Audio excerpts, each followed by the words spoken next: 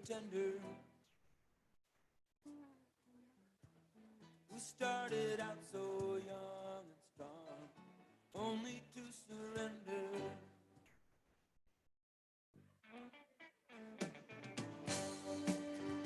Say a prayer for the pretender.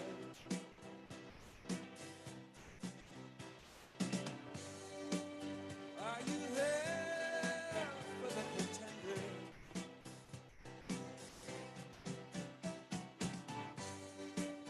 Say a prayer for the pretender.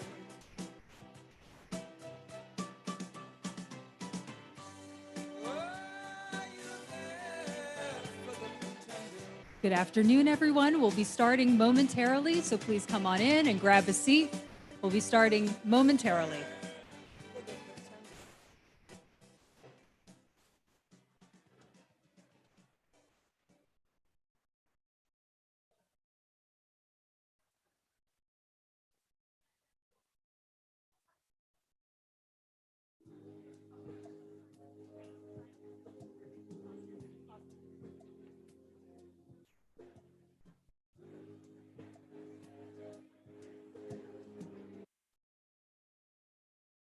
Slip sliding away, slip sliding away. You know the new destination, boy, you slip sliding away. I know you came from my hometown. You always passion for something like a thorny thorn. You said the whole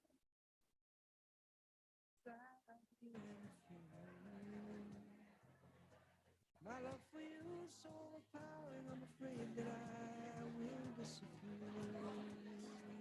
Slip sliding away, slip sliding away.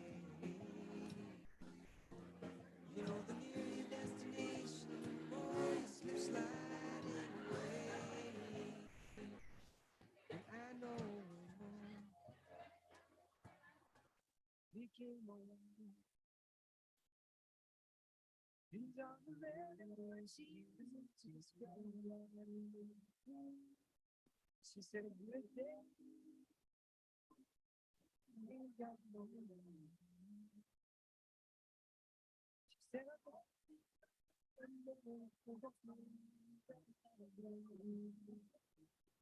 slip slide, slip slide.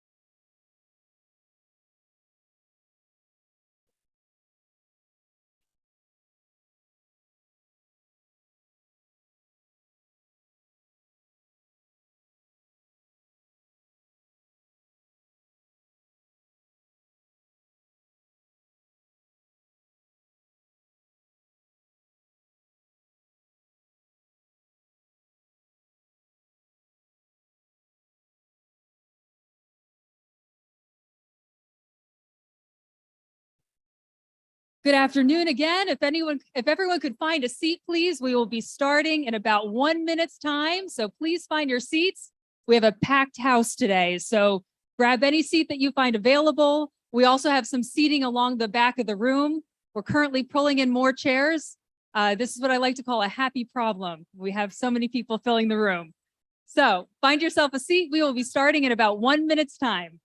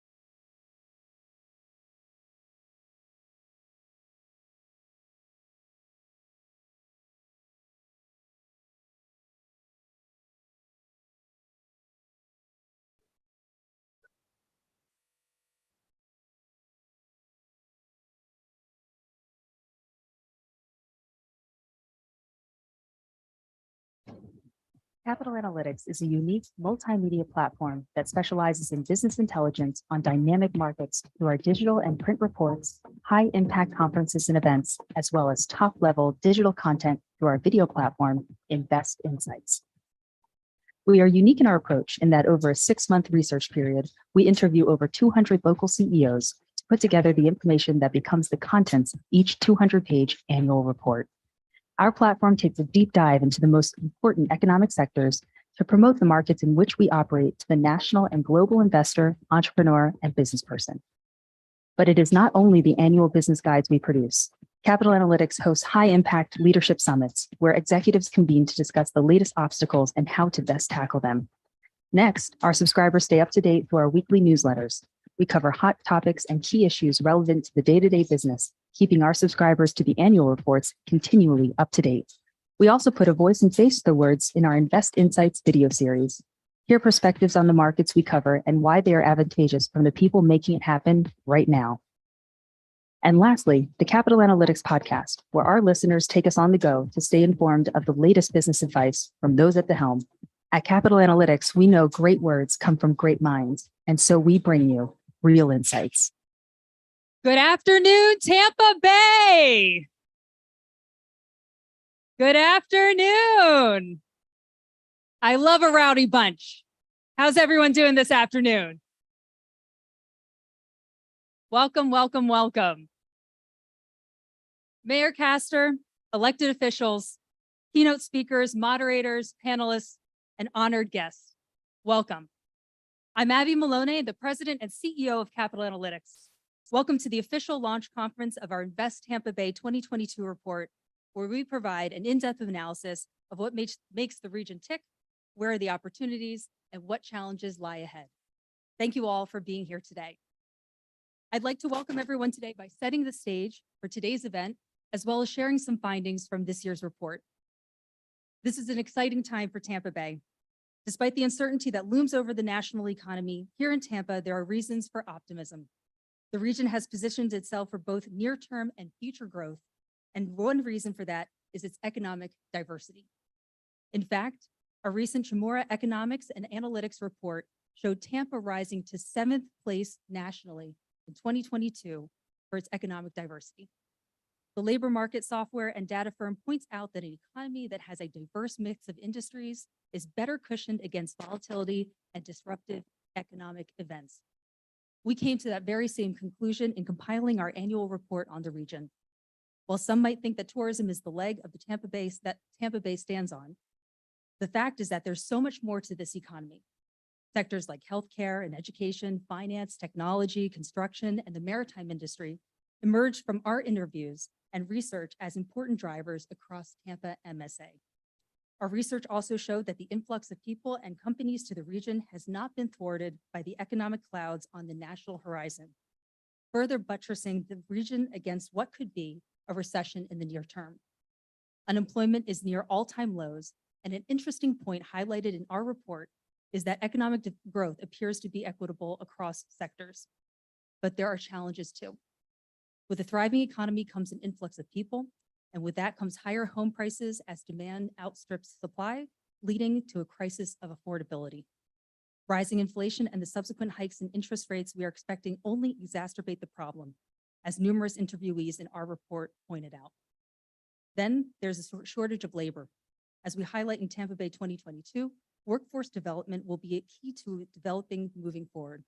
As an example, the city of Tampa has made workforce development one of the 5 pillars for the city's 5-year roadmap under the leadership of Mayor Jane Castor, who we are pleased to have as our keynote speaker today. Our panels today also reflect the importance of economic diversity in the region and how Tampa Bay is transitioning to the future. Our first panel, for example, will discuss how education and healthcare are driving innovation and investment across the region. But growth needs to be planned for, and a key to maintaining that upward trajectory will be the ability of companies and regional leaders to anticipate change and adapt as needed. That includes development in real estate and infrastructure, the topic of our second panel, that will look at what smart growth looks like and how it will change Tampa Bay. And as the region grows economically, it will also grow wealth. This has ramifications for investors and the region's development, which our third panel of the day financial future will spell out. In the face of a possible recession, or certainly a prolonged slowdown nationally, the interviewees in Invest Tampa Bay 2022 agree that a balanced strategy and adaptability will be necessary ingredients to maintain growth, particularly in the short term. My own company, Capital Analytics, is also reflective of how important it is to adapt, pivot, and change for the sake of growth. Business intelligence, our bread and butter, will always be vital to growth. We provide that through our printed publications, our digital resources, or conferences like this. But just as important as the intelligence we provide are the relationships that we create and promote, also through these conferences and through our video platforms, Invest Insights, where many of Tampa Bay's best and brightest have been featured, or our podcast as well, where we provide an avenue for regional leaders to speak directly to the community. Well, we have quite a lineup for you today. However, before our discussions begin, I would like to thank the sponsors for today's event. Our gold sponsor, Tampa General Hospital, our silver sponsors, Bernstein Private Wealth Management, Hancock Askew Company, Hyde Park Capital, Katz Capital, and older Lundy, Koch, and Koch and Martino. Our bronze sponsors, Sunshine State Economic Development Corporation, Synovus, TCM Bank, Ultimate Medical Academy, Visit Tampa Bay, and Wilson and Girgenti. Thank you. It is with your support that we continue to bring high-level speakers and content to the Tampa Bay region. Some quick housekeeping. You might have noticed some table stands on your tables with some information about our social media channels. Please be sure to join the discussion today by tagging us and using the hashtag ITB22Summit. Also, you can register for complimentary access to read the entire Invest library by using the QR code on that same table stand. As of today, the Invest Tampa Bay 2022 report is available. And now, it is my pleasure to introduce our opening keynote, Mayor Jane Castor of the City of Tampa. Mayor Castor, can you please join me on stage?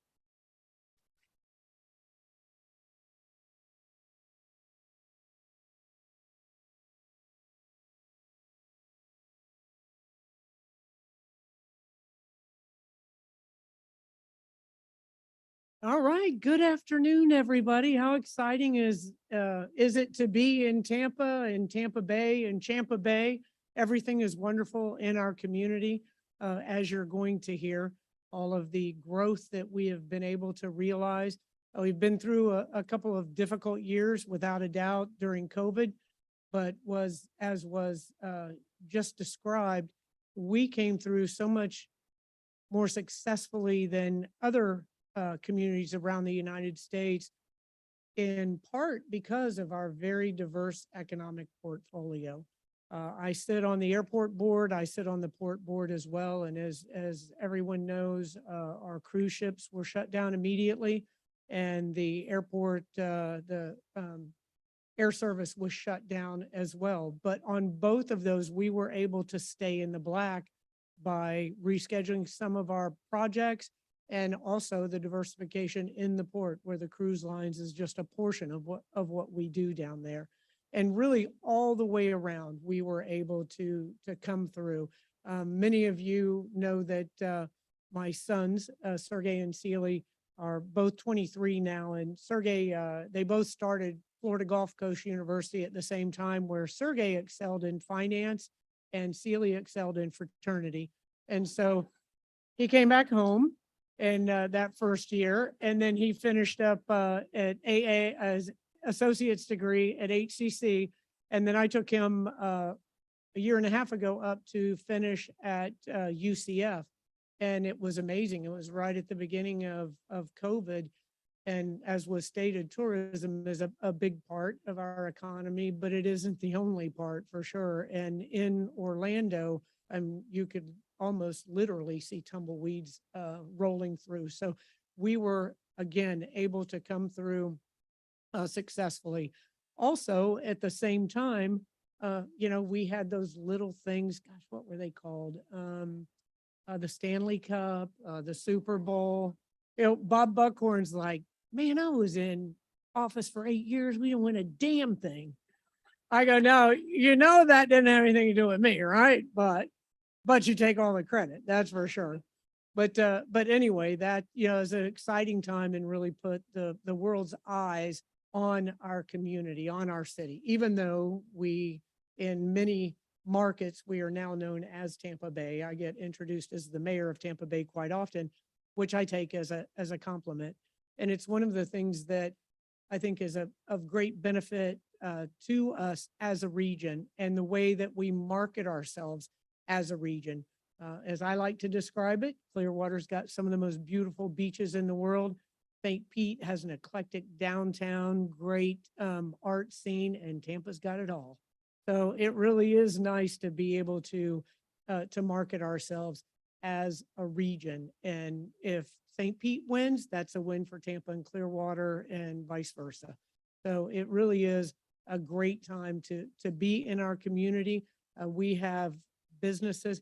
I feel, I don't know, sometimes when I go to the U.S. Conference of Mayors, I feel like I should wear a disguise because people come up, and the last conference I went to, a couple of mayors came up and said, "Are you changing your office space, some of your office space, into residential?" And I said, "Well, why would we be doing that?" And they said, "Well, ours is open. We have so much open office space, vacant office space, that we're turning it into residential." And I said, "Well, we're just building more and more office spaces." And the occupancy rate, as you hear these numbers continue, is 93%. We just opened up the office complex at Tampa International, 93% full. Everybody that I talk to that has office space, it's 93% full. So it is a wonderful time. As stated, with the diversity of the economic portfolio, we have every imaginable industry and business in our community. And it really is wonderful when you look at the cybersecurity, you look at pharmacy, you look at the medical. Our medical community here is second to none in the nation, and probably in the world as well. And just real estate, manufacturing, everything that we have going for us. There's maybe here and there will be a week that will go by that I don't meet with the EDC to talk to another business about moving either their headquarters here or opening up an office in this location. Matter of fact, just talked to a group yesterday about planting their flag in Tampa as their first U.S.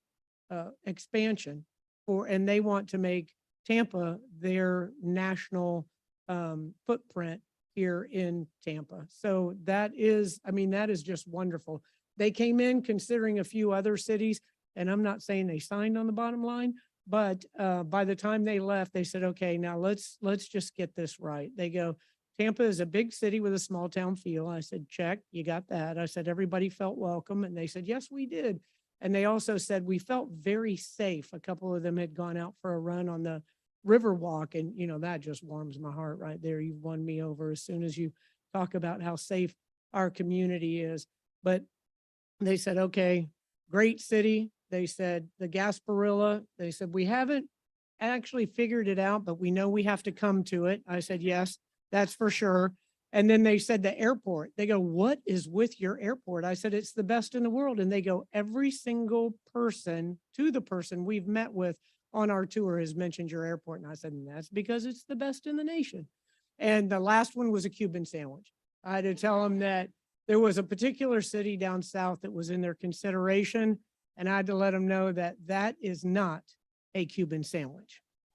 So I directed them to Michelle Faedo's, and I think they're happy. That probably sealed the deal right there. And I know I saw David Brevert earlier with SPP. I know that he was a big influence in having Rapid7 open an office here as well. We just visited them over in Dublin, Ireland. And when we met with Julian at one of the hockey games, he goes, "Man, I haven't even signed on office space, and half my employees have moved here from Boston." I said, "And what's the problem with that?" I don't really see a problem at all. But things are good. We're growing. We're growing very, very rapidly. But the difference is that we are going to make our growth very intentional very thoughtful, and very inclusive as well. Some other cities across the United States have, I think, missed the last boom, but I see that as a blessing because we can learn from some of the mistakes that these other cities have made. So it really is a great time to be in the city of Tampa. It's a great time to be in Tampa Bay, but also, as was mentioned, with success comes issues that we have to address. And in transforming Tampa's tomorrow, the areas that we're focusing on are transportation. I sometimes joke that we are so far behind in transportation that we think we're first. And with technology, we may leapfrog over some, that's probably a really old saying to use as it applies to transportation or to transit. But a lot of incredible new technologies with transit that are coming out. We are very attractive as a state for the air taxis. And I have had a number of presentations from different air taxi groups. I ask, how much does it cost to take an air taxi? And they go, it's not expensive at all. It's just like taking a cab. I said, okay, you take a cab ride from here to Miami times 4, that's pretty expensive. But that's going to be something, a technology that I think is going to begin in the state of Florida with Tampa included, and it will expand around the United States. But transportation is critically important to our growth. Our streetcar, we are looking to double the length of that. Right now, we're number 2 in ridership in the entire United States, and we're behind Kansas City. And I said, you saw what we did to them in the Super Bowl. So we're going to kick their ass in the streetcar as well. But, just looking at those solutions so we can take as many vehicles off of the streets as we possibly can. And the housing crisis. It is a crisis right now. One of my sons is looking for a home, and it's a great time to be a real estate agent or to be selling your home. But we are addressing that as quickly as we can from as many possible avenues as we can. And we're making a great deal of progress in that. When I first took office, I made a goal of 10,000 additional units by 2027, and we are already well over 6,000. So we will be able to provide that supply. That's not just a national issue. That's a worldwide issue right now in Ireland. They were suffering from the same housing crisis that we're seeing here in the United States and in the Tampa Bay region. And for housing affordability, we all know we should be paying 30% of our income on housing, and it's up around 50%. But if you can take transportation, the next biggest piece of that budget pie, off of someone's plate, then they can afford more for the housing. And so looking at making sure that we are having transit-oriented development so that we can provide those solutions right at someone's doorstep. Also encouraging developers to include affordable and workforce housing in their development so that we have the necessary workforce right in the community, and then also making sure that we maintain the history and the diversity of our neighborhoods across the city of Tampa. So housing availability and housing affordability is really critical for us. And then the workforce development. I put in place the first workforce development director in the city of Tampa's history. And Brenda McKenzie, she has done an amazing job. And we are able to provide the workforce from the highest skilled down to labor positions for the many jobs that are in our city now and are being moved to our city as well. So that's an exciting area that we're focusing on, really focusing on apprenticeship programs as well, trying to get into the high schools and get students interested in a vocation, a profession while they're in high school, and to be able to continue on afterwards. And that's critically important as well. So focusing on those 3 issues, transportation, housing, workforce, with the overarching sustainability and resiliency. If you guys haven't met Whit Raymer yet, we were able to hire him. He is one of the leading sustainability and resiliency subject matter experts in the entire United States. And we're looking at it not just as it applies to our environment, but as it applies to our neighborhoods as well. So we're making a great deal of success, a great deal of advancement, a great deal of number of programs that we're putting in place to ensure that we are reducing our carbon footprint and at the same time making sure that we are maintaining the history of our city and really our identity. So it is a great time in Tampa. I'm so excited to see all of you here. I can't wait. I checked my schedule. I've actually been outside all day. So the highlight of my day is being in air conditioning right now. But, you know, we are just making all kinds of progress in the city. And a lot of it is because of each and every one of you here in the room. So lastly, what I would like to share is each and every one of your responsibility in the success of our city. You know, it's not enough to be able to be successful, to run a successful business in the community. You have to be a part of the entire community's success and understand your responsibility in making sure that the city of Tampa does grow very thoughtfully, very intentionally, and very inclusive as well. It is critically important. I ran for mayor because this city is going to change more in these probably next 5 years than it has in my entire life. And to be a part of that is just an honor beyond a lifetime. So I thank each and every one of you for what you do for our community. Again, don't forget your personal and corporate responsibility to the community. And the last thing that I will say is that Tampa is dancing on the world stage right now. And as my dad used to say, that spotlight only goes around the dance floor every once in a while. So when it lands on you, dance your ass off. So let's do it, Tampa. Thank you. Thank you so much, Mayor Castor. We'd like to present you with the first copy of Invest Tampa Bay. If you could join us center stage.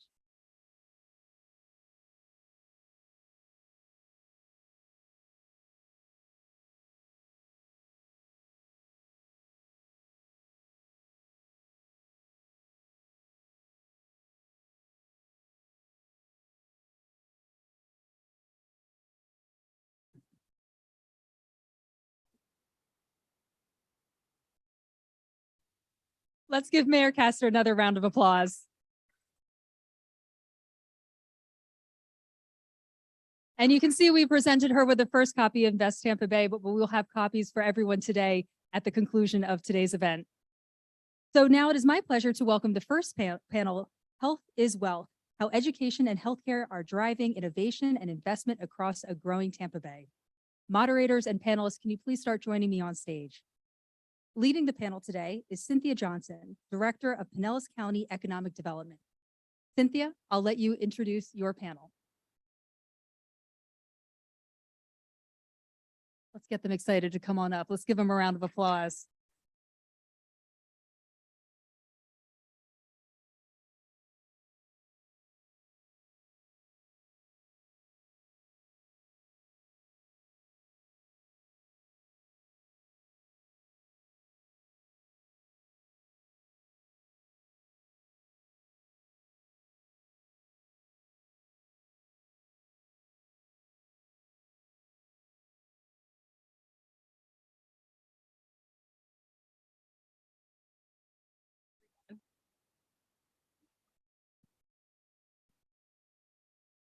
Can you hear me? Oh, now you can hear me. Well, I was hoping they had some music so we can like suave up here, but it was in my head anyway. So good afternoon. It is absolutely my pleasure to introduce my wonderful panel, knowing that we only have 35 minutes. So I had to bring my cue cards to keep me on task. So our panel today, we are joined by Linda.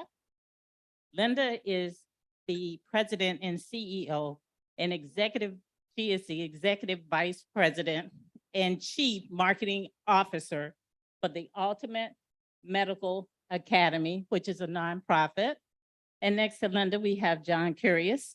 John is the president and CEO of the Tampa General Hospital. And joining us at the end in the beautiful blue is Dr. Tanja Williams. Dr. Williams is the president of St. Petersburg College. Welcome our panel.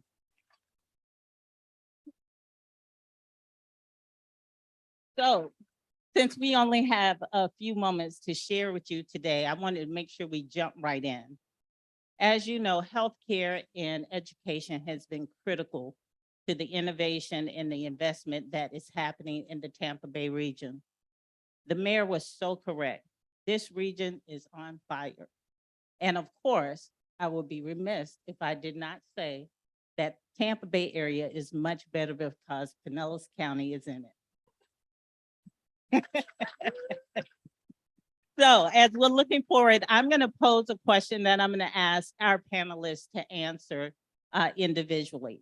And then I'm going to pose a specific question to each panelist.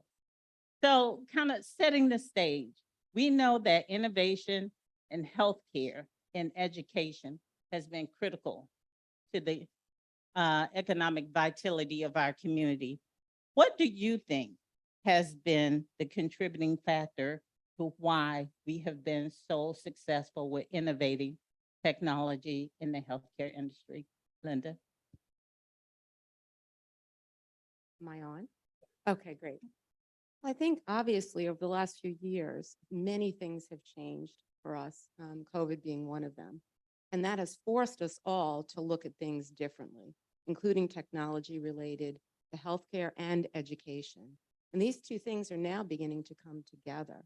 How do we really help one another and partner in our communities to drive the things that are different and are changing? One thing that I think is really important to consider as well is that the jobs and roles that exist today may not be the same jobs and roles that exist tomorrow because of technology. So really taking a look at the future as best we can, taking our crystal balls is what we really need to do to attempt to figure it out. Thank you for that. John, I know that at Tampa General Hospital over the last 2 years, this probably has really changed as a result of COVID and the technology that has been brought into the area. What do you see as those significant things that have happened to set the stage for where we are now? I appreciate the question. Thanks for having me. I think, you know, the mayor said something very important about the enthusiasm and excitement that's going on in the Tampa Bay area. And I look at Tampa, obviously, Clearwater, St. Pete. I mean, we all rise and fall together. And I think we as a community have to understand that. Tampa General Hospital has facilities across all the major counties that make up Tampa Bay. And when I traverse the topography, we really are one large community and one large ecosystem. And that's, quite frankly, incredibly important for our economic vitality. A key component of that is education and healthcare and so many other industries. But I'm going to answer the question by posing the audience with a question. I travel the country a great deal. I do a lot of work, not just at the state level for healthcare, but at the national level. And when you go to world-class cities that we want to learn from and in some cases emulate, right? I'm from Boston. I'm a Boston native, a transplant, but I love Tampa and I'm very happy to be here. And my family is too. But when you go to cities like Boston or San Francisco or Baltimore or Chicago, and you ask businesses why they go there, one of the reasons big businesses move to cities like that is because of the educational systems that exist there, period. It's intellectual capital. They want access to students. They want access to universities and colleges. Now, we're blessed. We have the University of South Florida. We've got the University of Tampa. We've got St. Pete College. We've got HCC, Hillsborough Community College, producing really great students into important professions that attract businesses to places like Tampa and the whole entire region. So we're blessed to have a really close-knit group of universities and colleges that collaborate together for the most part, but understand the bigger picture. So that's one big driver when it comes to education. I think one of the reasons we're doing so well is we've got universities and colleges focused on what's important. That's producing great students, intellectual capital.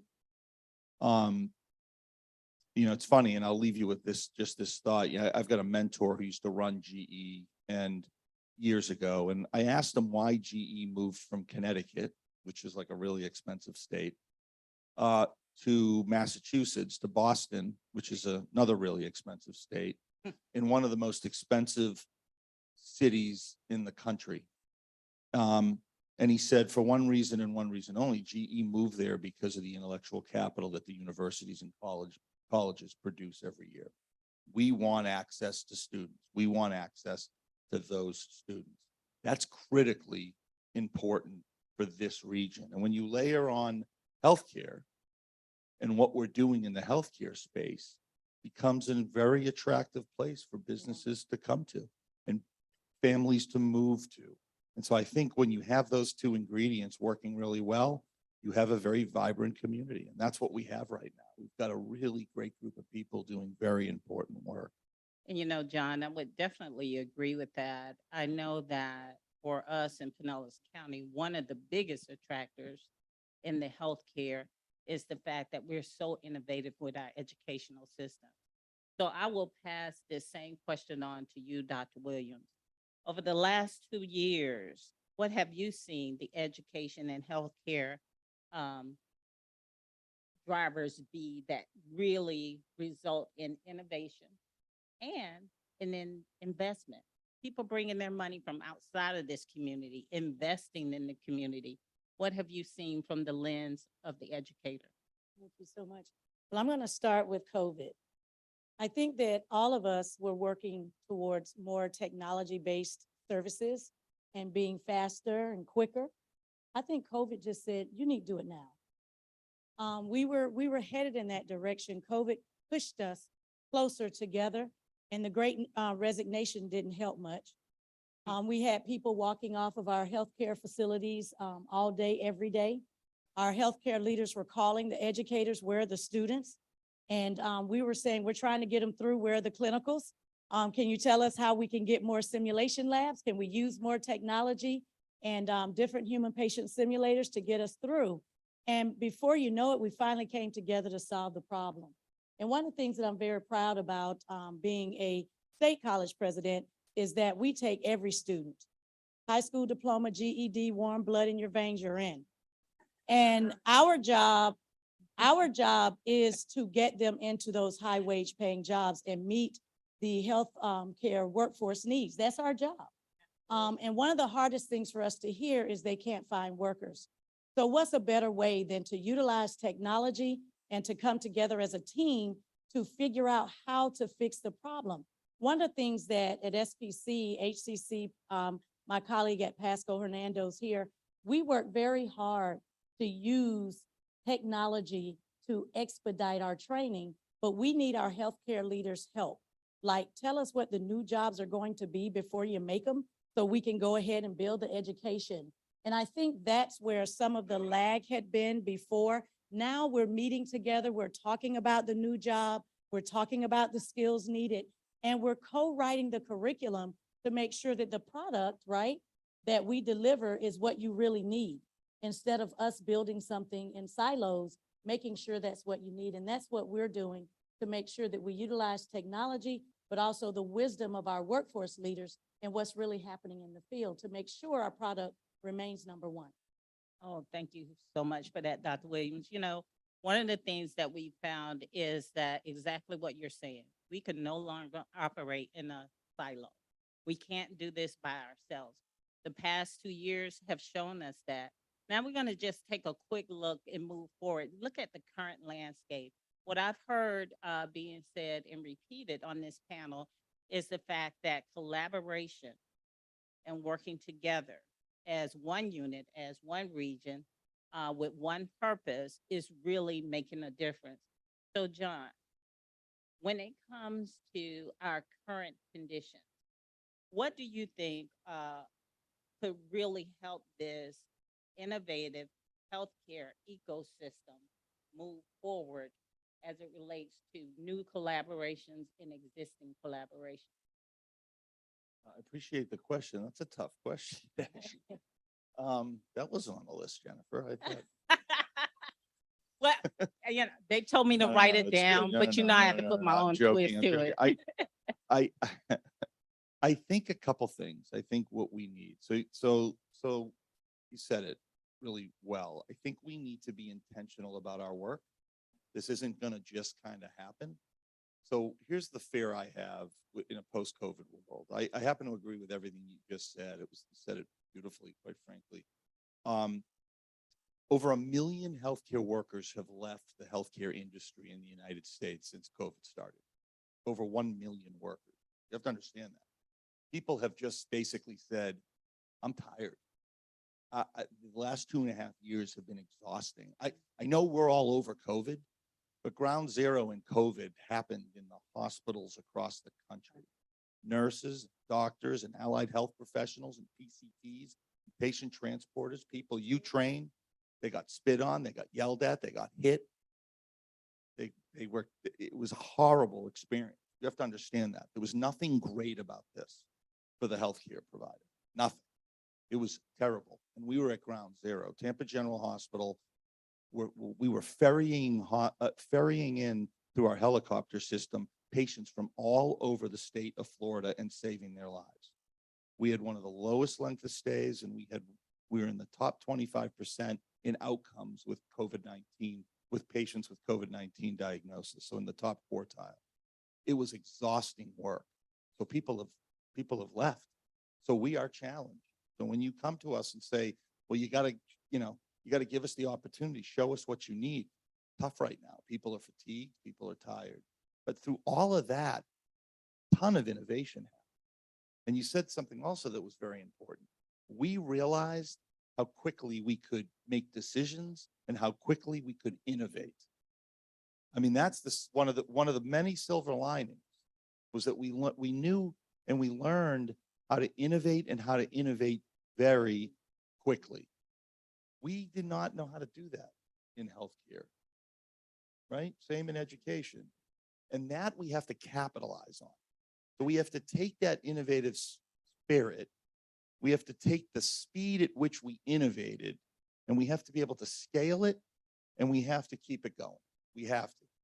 Because one of the things I get excited about, I listen to our mayor, and I get the opportunity to listen to her quite a bit when she speaks, and she's spot on. Our mayor, it's not because she's still in the room, has done a really great job, because the mayor and I work together along with all the other healthcare executives. You're absolutely right. We're blessed to have wonderful health systems across our region. It's not just Tampa General Hospital. It's Baycare, it's HCA, it's Advent Health, it's Bayfront, and the list goes on. We are truly blessed to have wonderful health systems. But we have to take what we've learned around innovation, scale it, institutionalize it, and make it part of what we do every single day. There's a huge lesson in that. One of the things I'm most proud of, and we still do this to this day, the CEOs of those major health systems and we meet every week. Every week on a Monday, we talk for 30 minutes, we meet and we share best practices. We talk about how things are going with COVID because it's still here. Thankfully, it's not to the degree it was. So I think we're clearly past the worst of it. It's time to get back to normal. Or really learn how to coexist with COVID-19, which is what we're doing. But we meet and we talk and we innovate with each other every single week. That never happened before COVID. Never. You know, John, one of the things that we have all experienced is that COVID really taught us that we are so much better together. And when we start to collaborate in a very intentional and meaningful way, we usually have better outcomes. And because our citizens have such diverse needs in their training, diverse needs in their abilities, we have to have diverse offerings to find that. And so I wanted to jump over here and chat with Linda for a second. You know, being part of a nonprofit, and as part of your nonprofit, you have experience the labor shortages, the talent demand, and the fact that healthcare organizations of all forms are facing this huge challenge. And our residents are requiring various types of solutions to that challenge. So you've been in business over 28 years. And so how is UMA really addressing the talent development issue that we're experiencing in the healthcare industry? Yeah, that's a great question, and thank you for that. And I just want to go back to something that John just said. The situation is dire, so the system is under duress. And that duress really forces individuals to think innovatively and to do things differently. So even though for the last decade, we have been training allied health online and on campus for 28 years, we know that we are just a small piece of the solution. In the Tampa Bay region alone, we have placed 4,100 graduates in allied healthcare jobs in the last decade, 4,100 just in Tampa Bay. Across the country, thousands. And we work with about 1,000 employer partners. So what are we hearing from them? We're hearing that at every piece of the funnel, they're having challenges, just like many, many occupations. The growth of jobs in healthcare is massive. And in an effort to collaborate, we all need to work together. Education systems need to work together with employer partners, with healthcare systems, with everyone. So Ultimate Medical Academy delivers diplomas and degrees, but we also have a continuing medical education division that serves thousands of doctors and physicians assistants.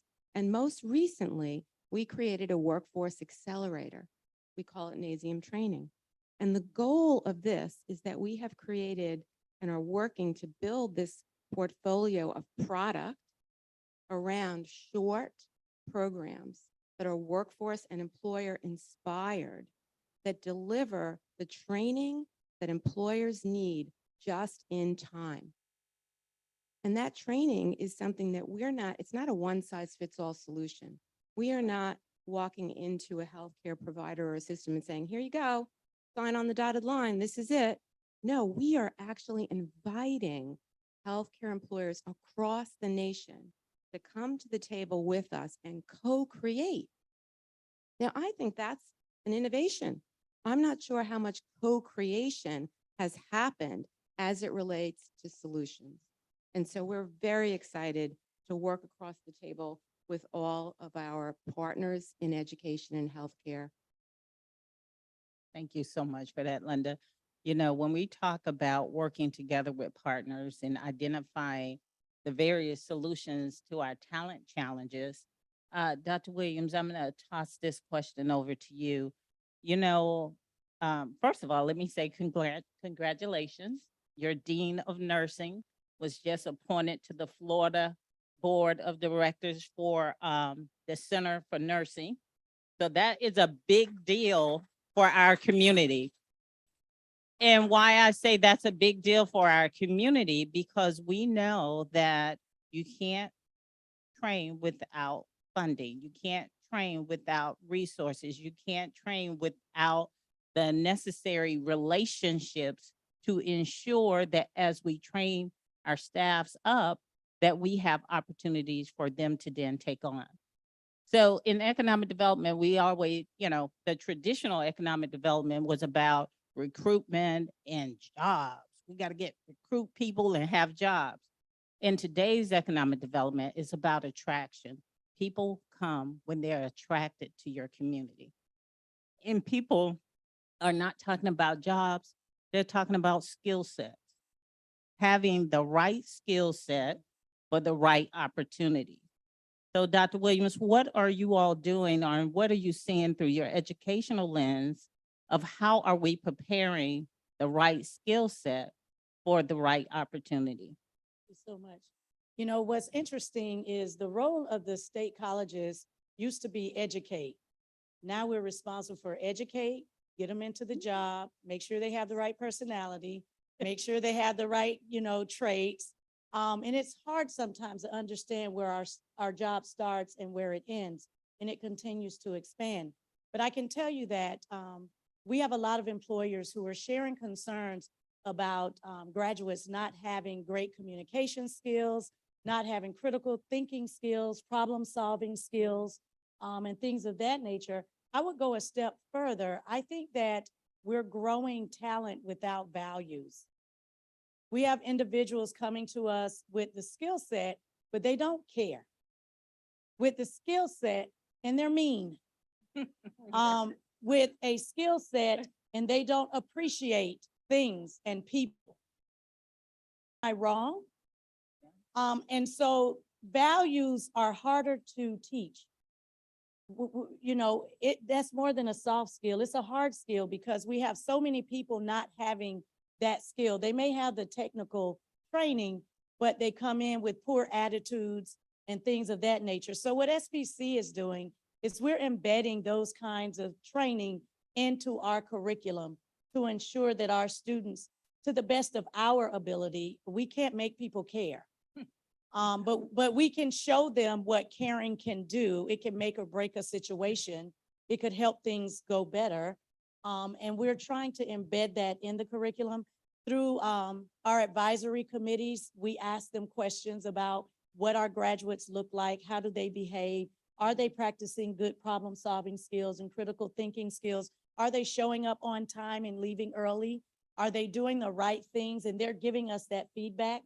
One of the things that my colleague shared about partnering and coming together to co-create, I think that one of the gaps in training for our state colleges is understanding what are the new skills in the job. Even from COVID, there are newer skills and newer traits in certain healthcare roles that we may not have been privy to yet.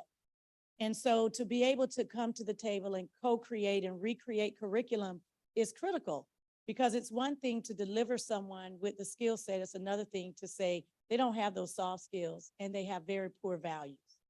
And so that to me is what we need to do as a system, is to infuse that in the training, not just in the classroom training, but when they're on the floor at the hospitals and facilities, to say, no, don't grab the patient's arm that way. That doesn't show caring. You need to softly pull them over. Don't yell at them. Yeah. You know, you need to calmly, you know, people are the meanest when they're sick. That's when you really, seriously, am I lying?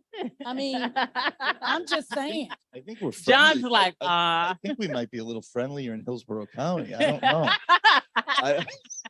I don't know. I'm not sure. You had me all the way up to that. No.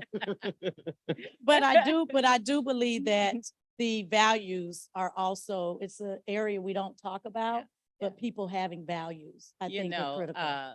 Dr. Williams, you make such an excellent point. As we look, you know, the mayor said it best when she says, you know, we're building a community that is inclusive. And as we build this inclusive community, we have to be mindful of diversity. And that doesn't just mean race and gender. That means, how do people communicate? What's their preferred method of communication? What are we saying? How are we showing them that we do care?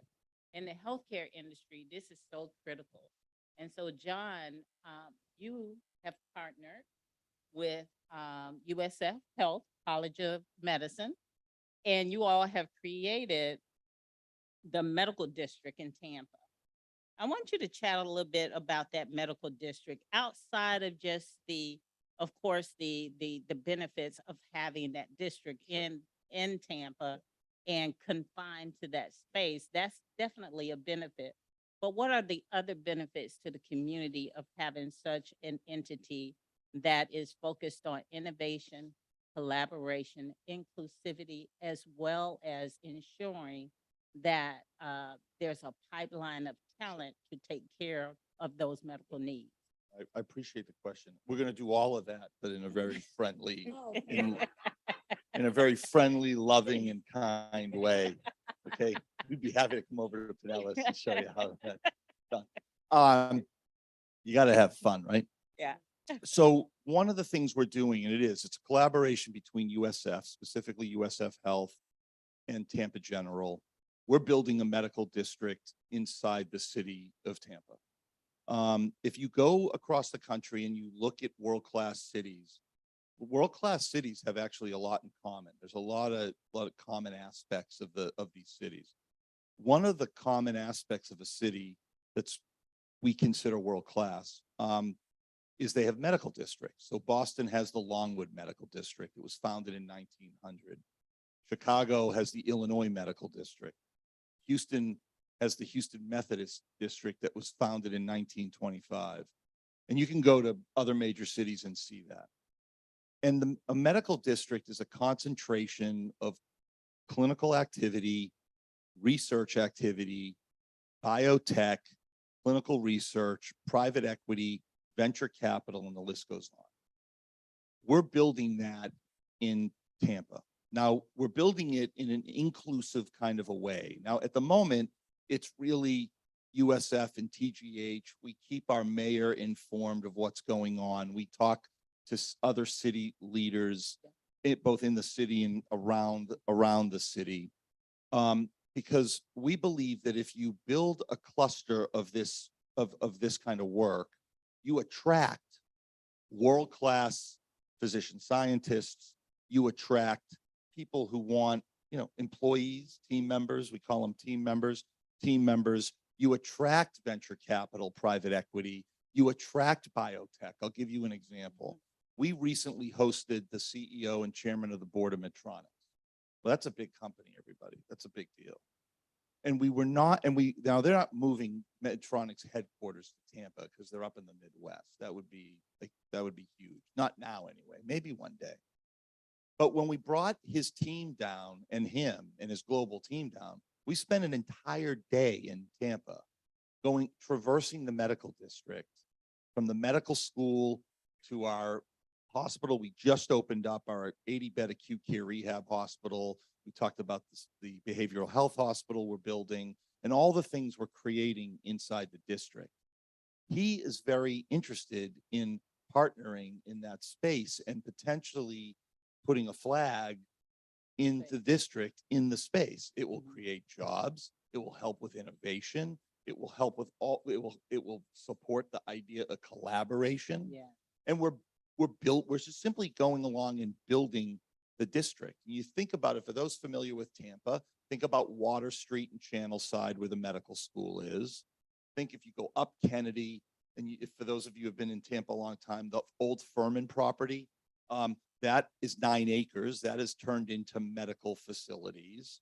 You think Armature Works, and then think the hospital. Tampa General's on 30 acres, 3.5 million square feet, and growing, right? We're like close to an 1,100 bed academic and research facility. We're really big. We're one of the largest freestanding hospitals in the country. Many people don't know that, but we are. And so think about those as sort of defining the district. That's 1,500 acres, by the way. Not 1,500 acres we own, but 1,500 acres we're collaborating in. And we're working with all sorts of partners and people that are interested in helping build a district that's going to be resilient, that's going to grow, and that's going to help define the city of Tampa, and more importantly, define the region. This is not just about Tampa. This is about our region, Clearwater, St. Pete, Pasco County. Because when businesses look to Florida and then look to places like the Tampa Bay area, they're looking at a region. They're not just looking at a city or a town. They're looking at an entire region. And when we compete on the national and global stage, they're looking at the region. They're looking at the state, but they're looking at the region.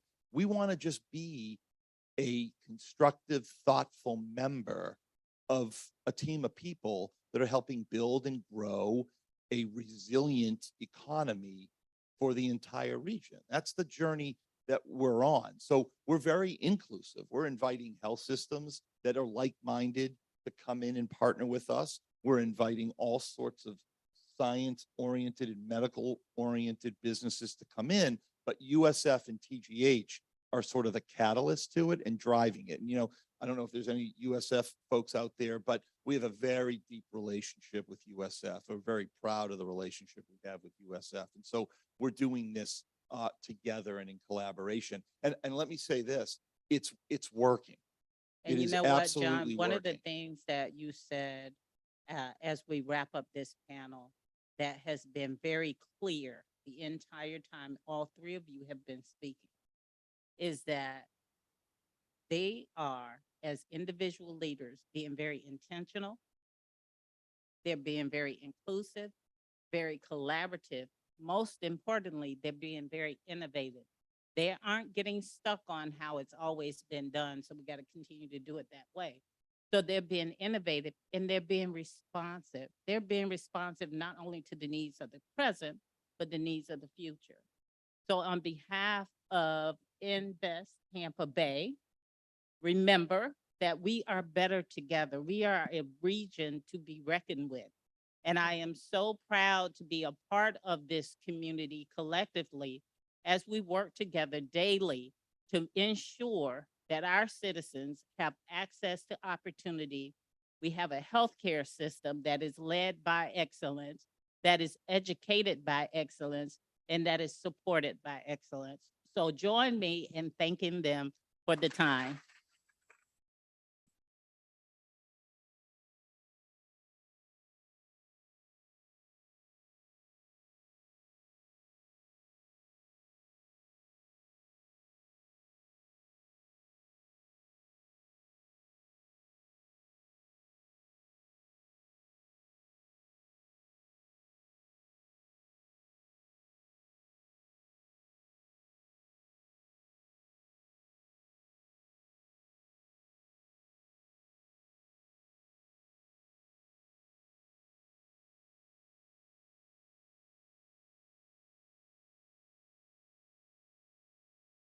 Good afternoon.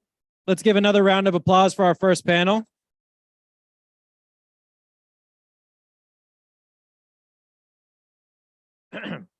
My name is Max Crampton Thomas, and I'm the regional editor for our Southern markets.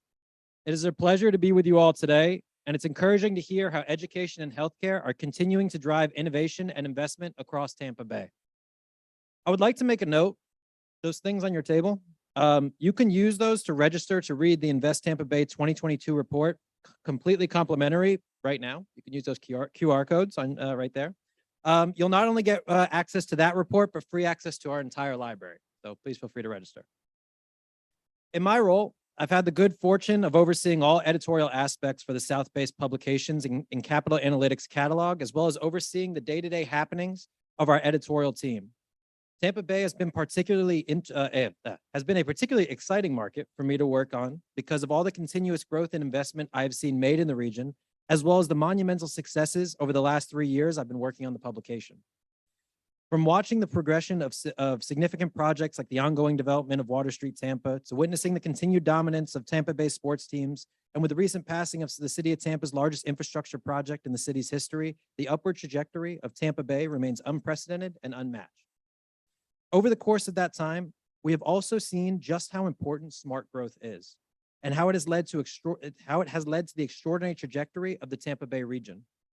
The question now is, how will smart growth continue to change the Bay for the better? To present our next panel is Helen Wesley, President of Peoples Gas. Helen, if you could please join me up here on the stage.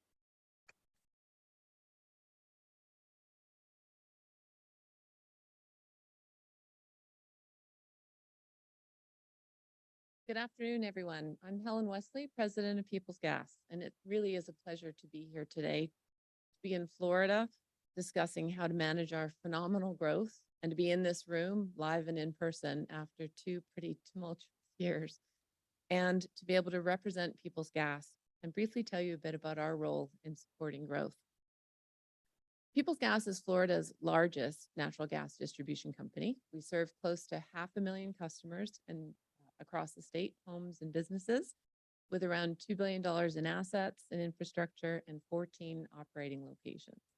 We're in every major market in Florida, and more than 165,000 of our customers are in the Tampa Bay area. Reflective of the overall population growth across Florida, and more specifically here in Tampa, Peoples Gas has grown our customer base about 15% over the last 5 years, annually investing about $90 million a year to support Tampa Bay customers. When it comes to growth, we're working hard to achieve what's being talked about today, smart growth. To me, some prime concepts are achieving growth we can sustain, deploying innovation across our people and operations, and adapting our energy solutions to provide what customers want and need while also enabling decarbonization and reducing our collective carbon footprint. We're doing this in several ways. In terms of making sure that we can sustain our growth, we're improving our systems and our processes to ensure we fulfill our mission of delivering safe, resilient, efficient, and affordable natural gas solutions. In terms of working innovatively, we're adapting our energy solution offerings to fulfill customer expectations. And perhaps the best example of that is our renewable natural gas project. We're taking landfill, wastewater, and dairy farm. Those are the ones that are most funny, turns out. Gas emissions, think cow manure, and converting them to low carbon renewable gas that we re-inject into the pipeline. And by doing this, we actually are turning Florida into a gas producer. We're currently a net importer of gas. Lastly, we're becoming more and more of an enabler to decarbonization for our customers, whether it's through offering compressed natural gas solutions for transportation that reduce costs for customers and reduce carbon emissions, or through building pipelines to enable more LNG to be produced, stored, and transported as a replacement for heavy fuels. The best example of this is the Hyde. Hyde has reduced emissions from its fleet of transit buses by more than 20% since it transitioned from diesel to compressed natural gas.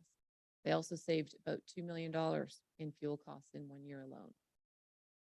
I'm sure part of what we'll discuss some more in this next panel are the challenges that we're all facing as we try to fulfill our customers' demands in this high growth environment, whether it's the shortage of workers with the right skills and experience, values, and a care factor, I will add to my list, or supply chain challenges, or rising prices and margin squeezes. But I can tell you that coming from a much lower growth environment in which I've spent most of my career, I would far rather have those problems to solve than try to rescue a shrinking business, manage a workforce through significant downturns.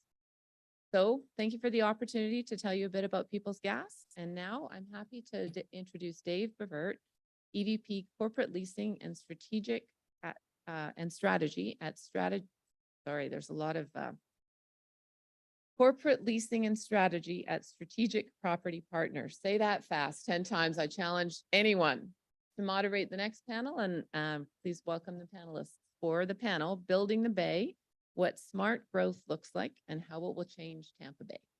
Thank you.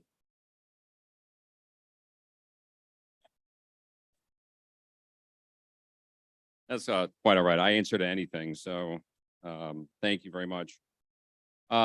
Delighted to be here. Thank you. So smart growth. Smart growth is fundamental to the growth of and expansion of any neighborhood, community, city, or region, Tampa Bay. We are fortunate to have leaders like Mayor Castor and others who do understand that to be competitive and economically viable, very important, smart growth is essential, underscore essential. This panel will explore the many facets of Tampa Bay's growth trajectory and perhaps what the future holds. So I would like to call up our panelists, please, wherever you are.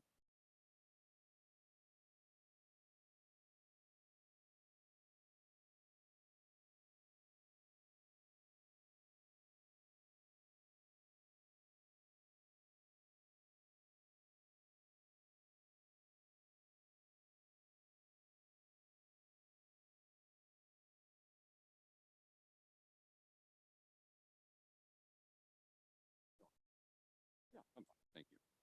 So with me are Kristen Brand, Tampa Managing Partner of Hancock Askew Company, Joe Girgenti, who is the President of Wilson Girgenti.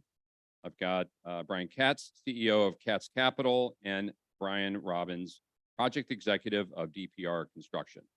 So I do have a number of questions for the team, and then I have individual questions for you. If you get the question wrong, I have a small button here that if I press, it sends a small shock to your chairs. So please, I want you to stay on your toes as we ask these questions. So, all right, the first question for you guys, and this one's important. How would you define what smart growth looks like for a major metropolitan area like Tampa Bay in today's economic climate? Who would like to go first? Go first. What do you want Please. to do? All right. Go ahead. So first, thanks for having us. Pleasure to be up here with you guys and sit in front of all of y'all. Smart growth starts with leadership and a vision, and the courage to, I think, challenge a problem or to face a challenge.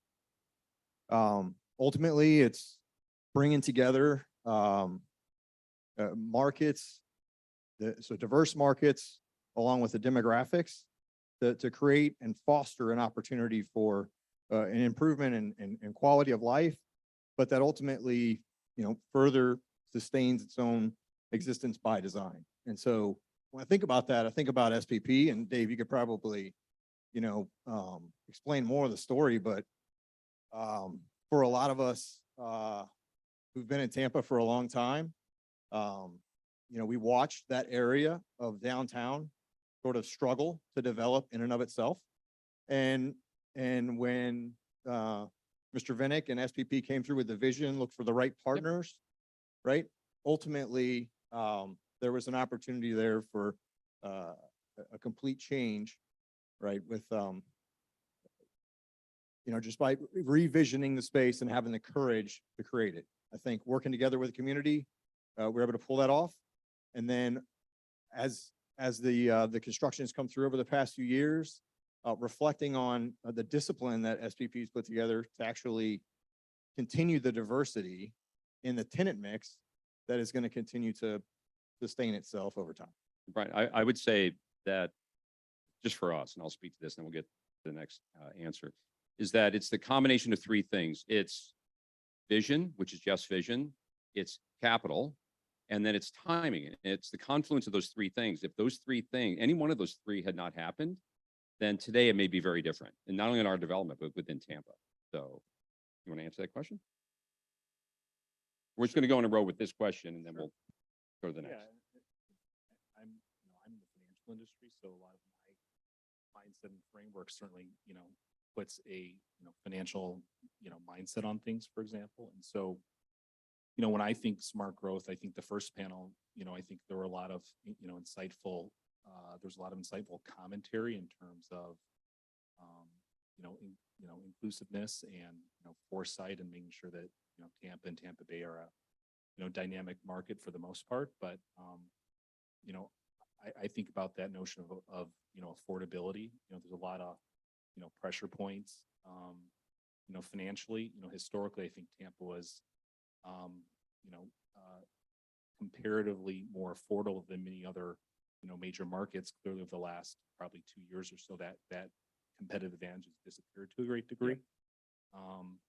But I think maintain that notion of affordability, and there's thought processes as it pertains to the tax base, and ensuring that Tampa really stays competitive in a go-forward basis. So there's been certainly an inflation in property values and in turn property taxes, and making sure that Tampa remains competitive. That's certainly where my mindset is. Joe, smart growth.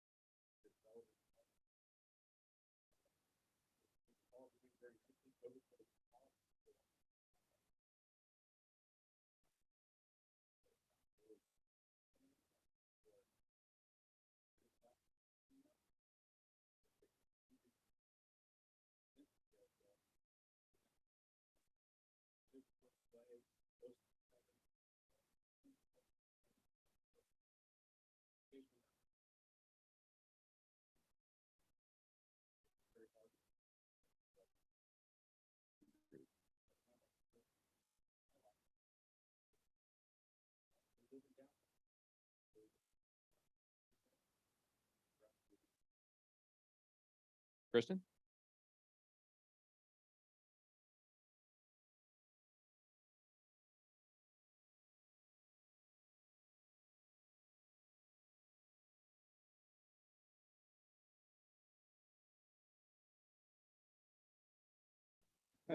Is it on? Sorry about that. There we go. I've heard a lot of the same words from the panelists before and from this group, and I think attraction is what's coming closest to mind right now. And one of the things that Brian said was regarding why this was such an attractive place to live, work, and play. And it still is, but I think one thing we really need to be mindful of is that it has always been a great place where you could afford to live and where you could have a great lifestyle. And part of that is not sitting in traffic all day. That's why I moved back here from a bigger city. And that is something that I hear from my employees and from my recruits when I'm trying to bring people into my business, is that it's gotten harder and harder for them to be close to the office. My office is right near downtown, and I've got employees right out of school moving down from New York, and they're living in Kissimmee, or they're living, in Bradenton, because that's where they can find a place that's affordable to them. And so I think that's something we really need to consider in our vision and in our plan to attract people to the area. So let's kind of stay on that topic about affordability and the economic headwinds that we're currently facing. Guys, what kind of projects or business activities are currently keeping your organization busy during this point in this economic cycle? And how does this reflect or highlight Tampa Bay's strength and opportunity? So we'll start at the end again. Sure. Brian, Thanks. please. Got the volume turned up a little bit. Yeah, and so speaking on behalf of, coming from the construction industry, business is booming, as the AB would say. It's keeping us busy, and it's pretty exciting. At DPR's, we focus on 5 core markets. So kind of our perspective is going to be through these. We focus on commercial, healthcare, higher ed, advanced tech, and life sciences. In Tampa, commercial and healthcare really being the strongest right now. As far as the things that we're working on commercially, new office buildings, headquarters, which are very exciting, talking about the corporate relocations to this area, notably Sky Center and the Aviation Authority's new headquarters there on campus. We're also helping our corporate office and corporate campus customers as they really redevelop and renovate their existing campuses as they're trying to vie for and compete for talent. And then also to encourage those who've been comfortable working from home to come back to campus. On the healthcare side of things, we're the healthcare providers, as you just heard, are moving to push facilities away from the centralized hospital. That's critical real estate. And so there's a lot of development happening there. Take ambulatory care centers out. And then at the hospitals themselves, there's a lot of projects that are going on to incorporate the technology and innovation that they were just talking about. So a lot of work there, as well as renovating on the existing critical infrastructure. I think the last thing is just from an opportunity perspective. I mentioned the 5 core markets, but really only talked about 2 of them. The neatest thing that we're seeing is continued opportunities to present themselves, in that advanced tech or manufacturing capacity, and also in life sciences. These are markets that traditionally haven't been present here, but are continuing to provide more and more opportunity that we're seeing, which is really exciting. Brian?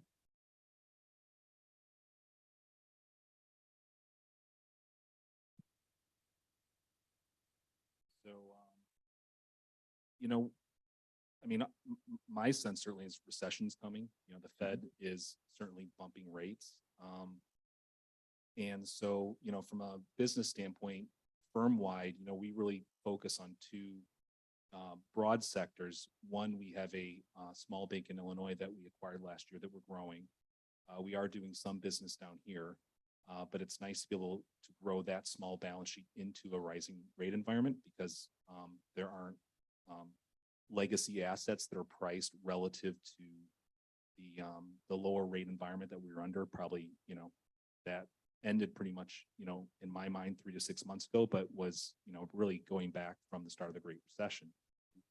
The second business is within the sort of real estate and financial services space. And, within that silo, we do a fair amount of, private real estate backed lending, but also have a number of strategic investments in the insurance and real estate services spaces. So, as a firm, we're really trying to be countercyclical. And so, businesses that don't have tail, for example, that are really more transactional driven, we've tried to keep the operational platform relatively light from a cost standpoint. And so our mindset kind of going out the next 12 to 24 months is to try to aggregate some other competitors in that space who might have higher infrastructure costs and won't be able to maintain sufficient revenues, over the coming 12 to 24 months. And some of that's driven just from a transactional velocity standpoint. So, if we think about the real estate market as a whole down here in Tampa, if you look at 2020 and 2021, outside of the appreciation from a price standpoint, the transactional velocity is just immense. So, we've tried to, again, within those businesses that are, subject to that, that speed of velocity, it's really trying to be kind of cyclical there. And then other sort of real estate backed strategies that have more tail in the sense that there's, a continual revenue stream that might be generated even through an economic downturn. So, for example, in the real estate brokerage space, right, property management, right, there are rental properties out there that, have tenants and you collect a fee for managing those properties. Well, given the sort of wave of people and sort of economic benefit the broader Tampa Bay has had, that's a nice space for us to continue investing resources in, irrespective of kind of where rates are moving. And to that same degree in the insurance space, there's a nice kind of movement and tail there. So, I think, by and large part, that's kind of how we're approaching things. Joe? I was trying to memorize all that as you were saying it. I need to take what's happening in the future. Let's find out. For us, the sectors that are certainly keeping us busy, office and hospitality, those certainly were drastically hit in COVID. Those are definitely back big time. We're doing lots of office space, lots of restaurant space with Tampa being on the map. Lots of big names, big companies, big restaurateurs, lots of hospitality. One thing that we didn't do a whole lot of historically, but we are certainly doing our fair share of now is multifamily. Multifamily is big, big, big. People have moved here, they need places to live. Lots of developers are in town building apartment buildings, and we're doing plenty of them.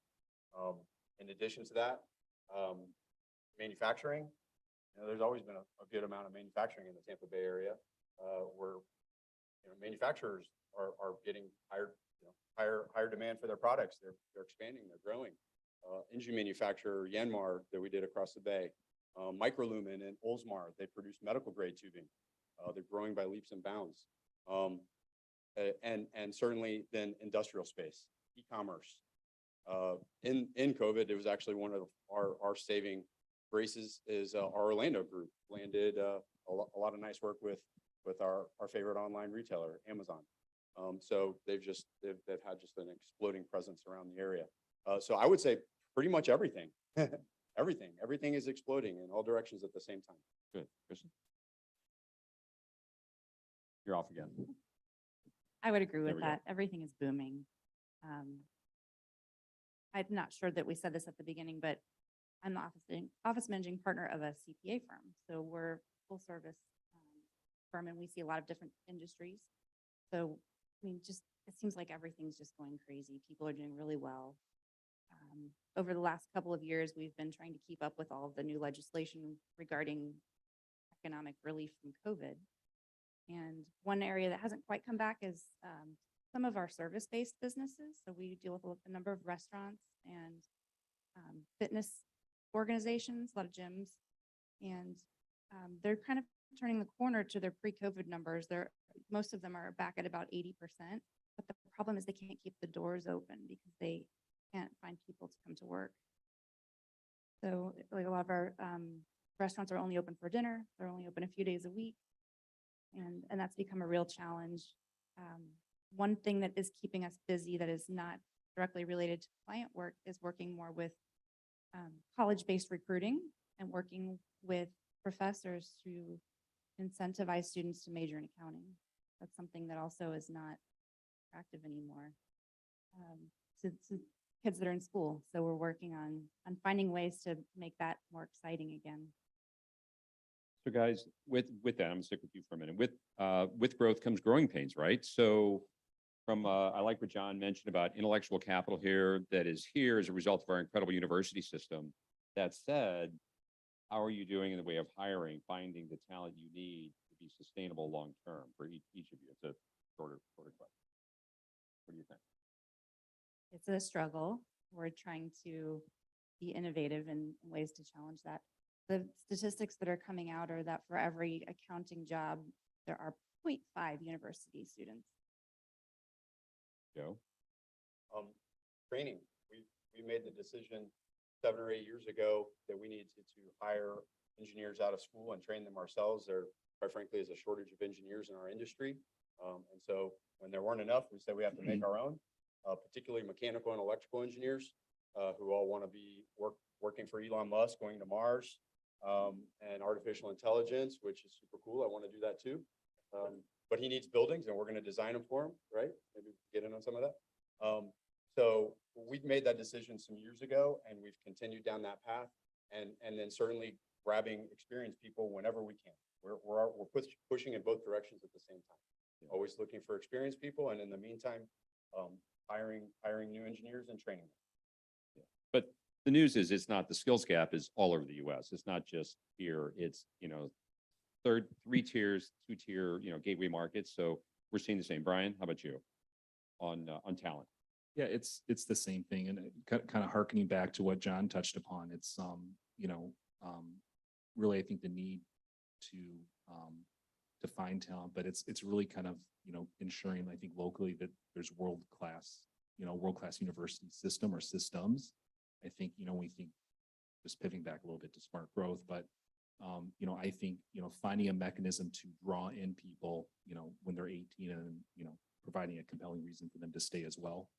Certainly that's been our biggest issue, from a growth standpoint, because of so much of what's going on down here. It's pretty easy, if, you're a fisherman, you just kind of lay out a net, right? There's just a huge amount of flow, business-wise down here. But the real big issue is how do you have enough people to hold the net, right? And so you really need to create that infrastructure locally to draw them in, allow them to stay. Brian, how about on the construction side? Yeah. So the competition for talent on our teams is really high, and we're constantly looking to build and add to the team. I think on the positive side of what's going on right now, you turn back the clock a few years, and the talent that was in Tampa may not have been interested in staying in Tampa. There's other exciting places around the country to go be a part of, whether it's Nashville or on the West Coast. And now we're seeing an influx within our business of internal transfers that are excited about what's going on here and that want to be a part of it. And it's pretty awesome to be on the upswing of that because, just by nature of the challenge itself of finding talent externally and bringing them in. So Brian, let me stick with you real quick. So with Tampa's growth driven in part by relocating institutional firms, how is the region becoming more sophisticated in the development projects that we're working on being pursued as a result? And how will these new residents come to influence, further growth? Well, I think the ultimate example of that is what you're working on, right? In terms of, sophistication of development. I think kind of on that thought of, developments, and you can look at all elements of Tampa Bay. I mean, obviously being based here in Tampa, my mindset's more on the, sort of broader developments that have been, put in this city over the last, let's say 5 to 7 years. I moved down here 12 years ago. And, if you think about what was aggregated by Water Street, right? Or if you think about Armature Works and, Midtown, and I'm not really even sure where Midtown came from, but it, certainly within a very short amount of time really made its mark. And I just think across the whole sort of development sector, you can look all the way from single family home to townhomes. I mean, there's just, a massive amount of development. I think the real question, I think, going forward is, how do you support Tampa becoming a more sophisticated city, I think in a lot of ways, because I felt being down here, I spent a number of years in New York, Chicago, DC, and, there's just a much broader base there in those cities. I think John talked about Boston, but, I think the thought process from a top-down standpoint is certainly there within Tampa Bay, but I think even ground up with the sort of people that are deciding to move here. I mean, they're choosing Tampa over markets like New York or Chicago or Atlanta. So, there is some sort of really material shift and changes happening in Tampa. Happened in the last 5 years, and I think as Mayor Castor said, over the coming 5 years, it's just accelerating. It's wild. I mean, Really the is. numbers from our EDC are what, somewhere between 900 to 1,000 movers into Florida every day, and about 135-ish into Tampa Bay. So, I mean, it's continuing unabated. This is sustainable. So, Joe, smart housing. So you're doing the renovation and repurposing of Perfecto Garcia Cigar Factory into new modern apartments. How are redevelopment efforts such as these going to play into an increasingly critical role in both providing smart housing opportunities while reducing suburban sprawl? So the Perfecto Garcia Cigar Warehouse, just north of I-4, just north of Ybor City, just east of downtown. It's certainly falling within the parameters of you can take the trolley, you can walk. It certainly meets the criteria of preventing urban sprawl because it's not very far away from the center of everything. I find it hugely critical because of its history. It's part of Tampa. I myself, my roots are through Ybor City. My grandmother rolled cigars in some of those factories. That's something that you can't make up. That's part of who we are. And as we have beautiful new buildings, which are amazing and fantastic to be a part of, it's wonderful to keep the old buildings that we can repurpose and always have a story about something that is hugely important to our identity as the city of Tampa. So Chris, I'm going to turn to you on incentives real quick. So as a tax specialist whose work spans the gamut of serving Fortune 500 and high net worth individuals to small and medium-sized businesses, what or where are the potential incentives or levers and tax considerations that local officials can look to or may already be considering to help further drive the region's economic development and smart growth? Sure. Well, let me start with what we're doing right first. So Florida is considered a business-friendly environment, and that's great. Compare ourselves to some of the other big states, New York and California. They can't boast the same reputation. We have no income tax for individuals or for pass-through entities. We have no sales and use tax on business inventory. So the other thing that I think is great, and kudos to both the city of Tampa and to Hillsborough County, there's a property abatement program. And these are all really nice business-friendly things, but they're not enough to drive economic development when companies are considering moving their headquarters here, when they're in their stage of looking at site selection. And so the levers that we need to look at are more targeted incentive-based. And the state has a program, and then localities also have their own programs, or they at least have the ability to create them. And so targeted programs that will incentivize both job growth, job creation, and capital investment are the biggest lever I think we can pull, is to create those and make them known. Because if you are considering moving your business here, you may not know that that's an option. So, the worst kind of recruitment for our economic development is just when somebody doesn't ask the question.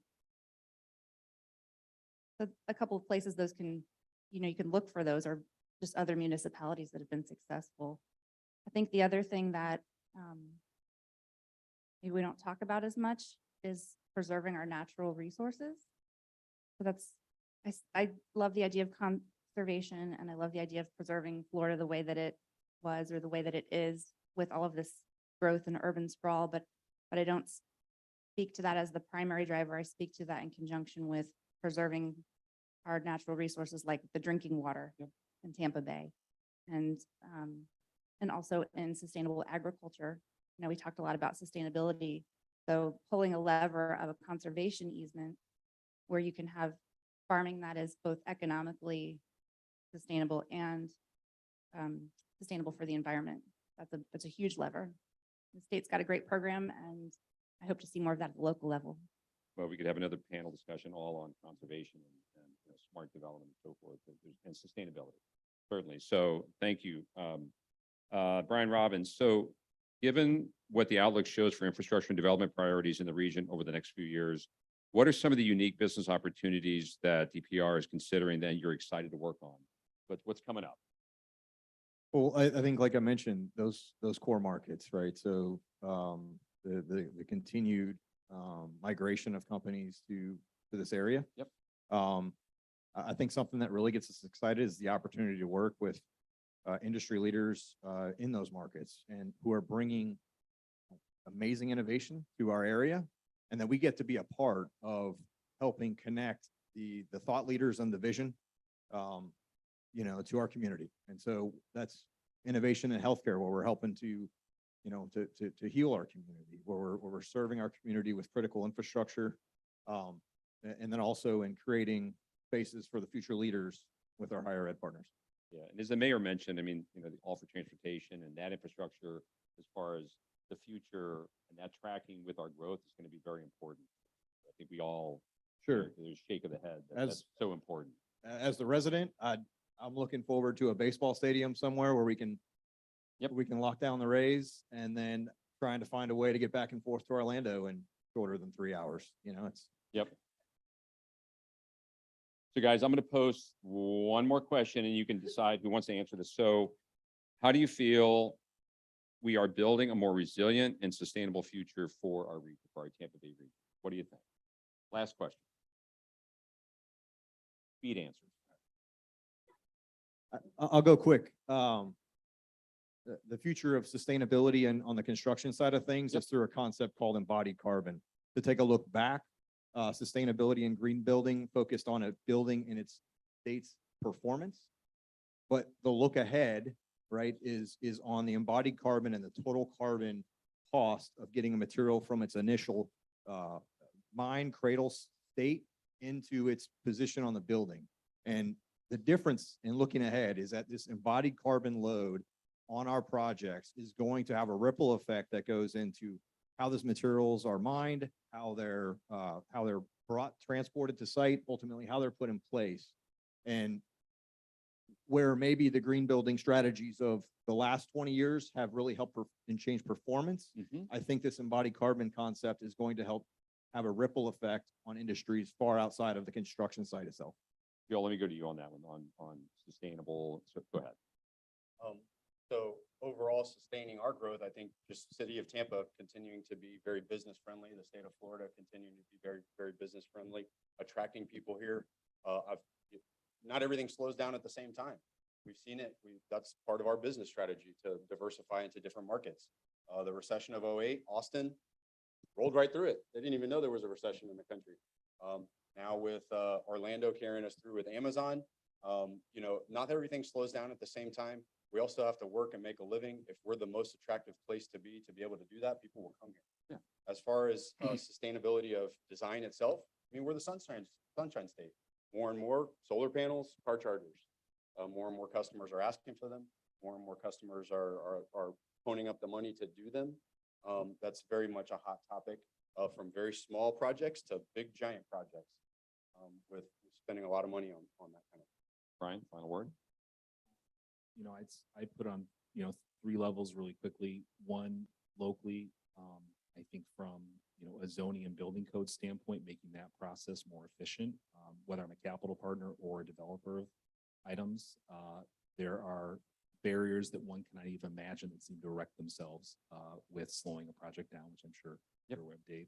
I think, you know, on a countywide basis, making sure taxes stay low and making sure Tampa and Tampa Bay maintains a competitive advantage vis-a-vis other markets within the state of Florida and nationally. And then I'd say statewide, you know, the legislature has to fix this, but there is a major man-made insurance crisis going on in the state. People probably see their homeowners, commercial premiums go up drastically and carriers are still failing. So certainly something has to change there. That's a whole other conversation topic, but it's a major issue that needs to be addressed. Kristen? Just in terms of sustainability, if you look narrowly at federal tax credits, this is something that applies to everybody in this room as Tampa residents. I feel this is relevant. So the new CHIPS Act just lifted the ceiling on electric vehicles if you're considering buying one of those, and also the solar credit is still out there. So guys, thank you very much. Chris and Joe, Brian, really appreciate all your efforts. A lot of important topics to discuss.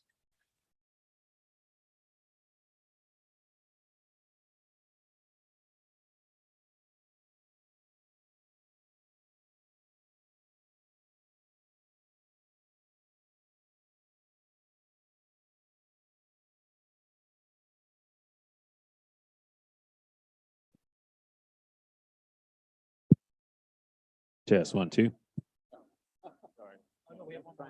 I know, I was trying to get the mics right.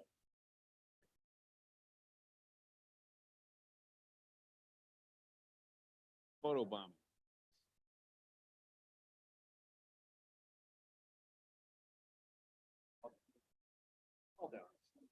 Let's get another round of applause for our second panel.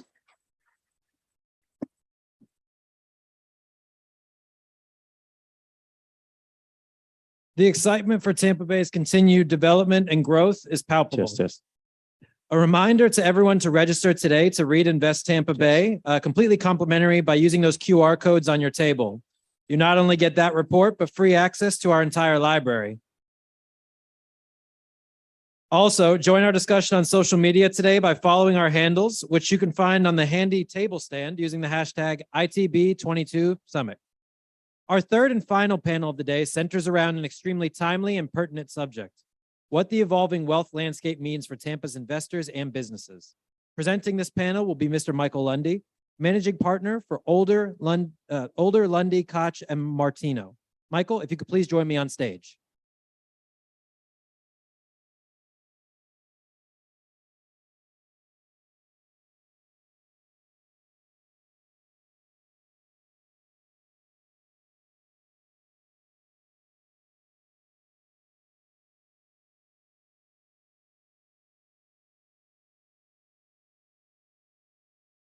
Welcome to the Financial Future panel. I'm Michael Lundy. I'm the managing partner at Older, Lundy, Koch, and Martino. First, I want to thank Capital Analytics and Invest Tampa Bay for putting on this event and for recognizing our firm's contribution to the ever-changing landscape of Tampa Bay. A little bit about my firm. While we talk about evolving wealth landscape here, we've been here since 2003.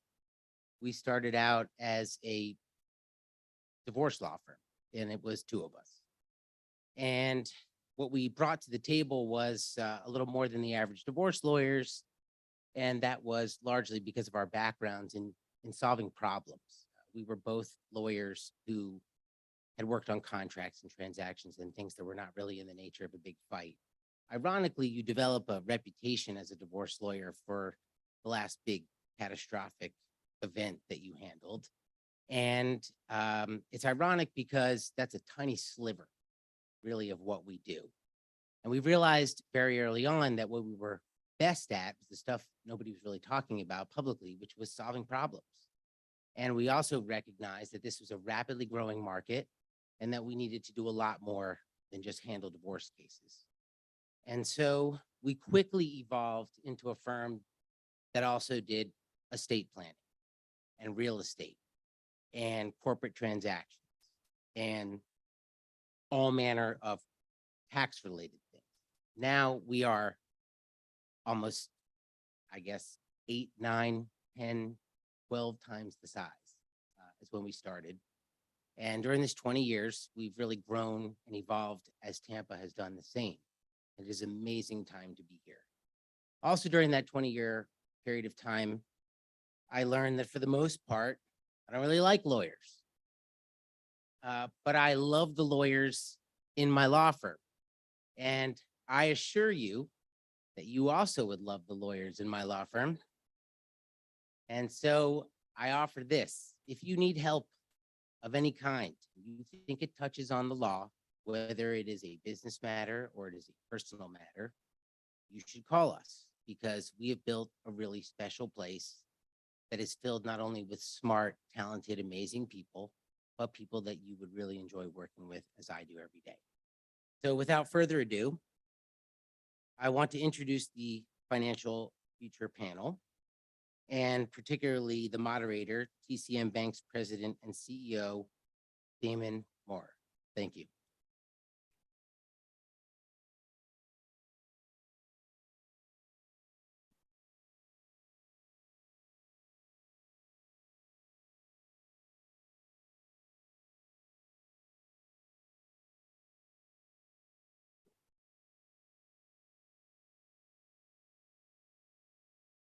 Hey guys, can you hear me?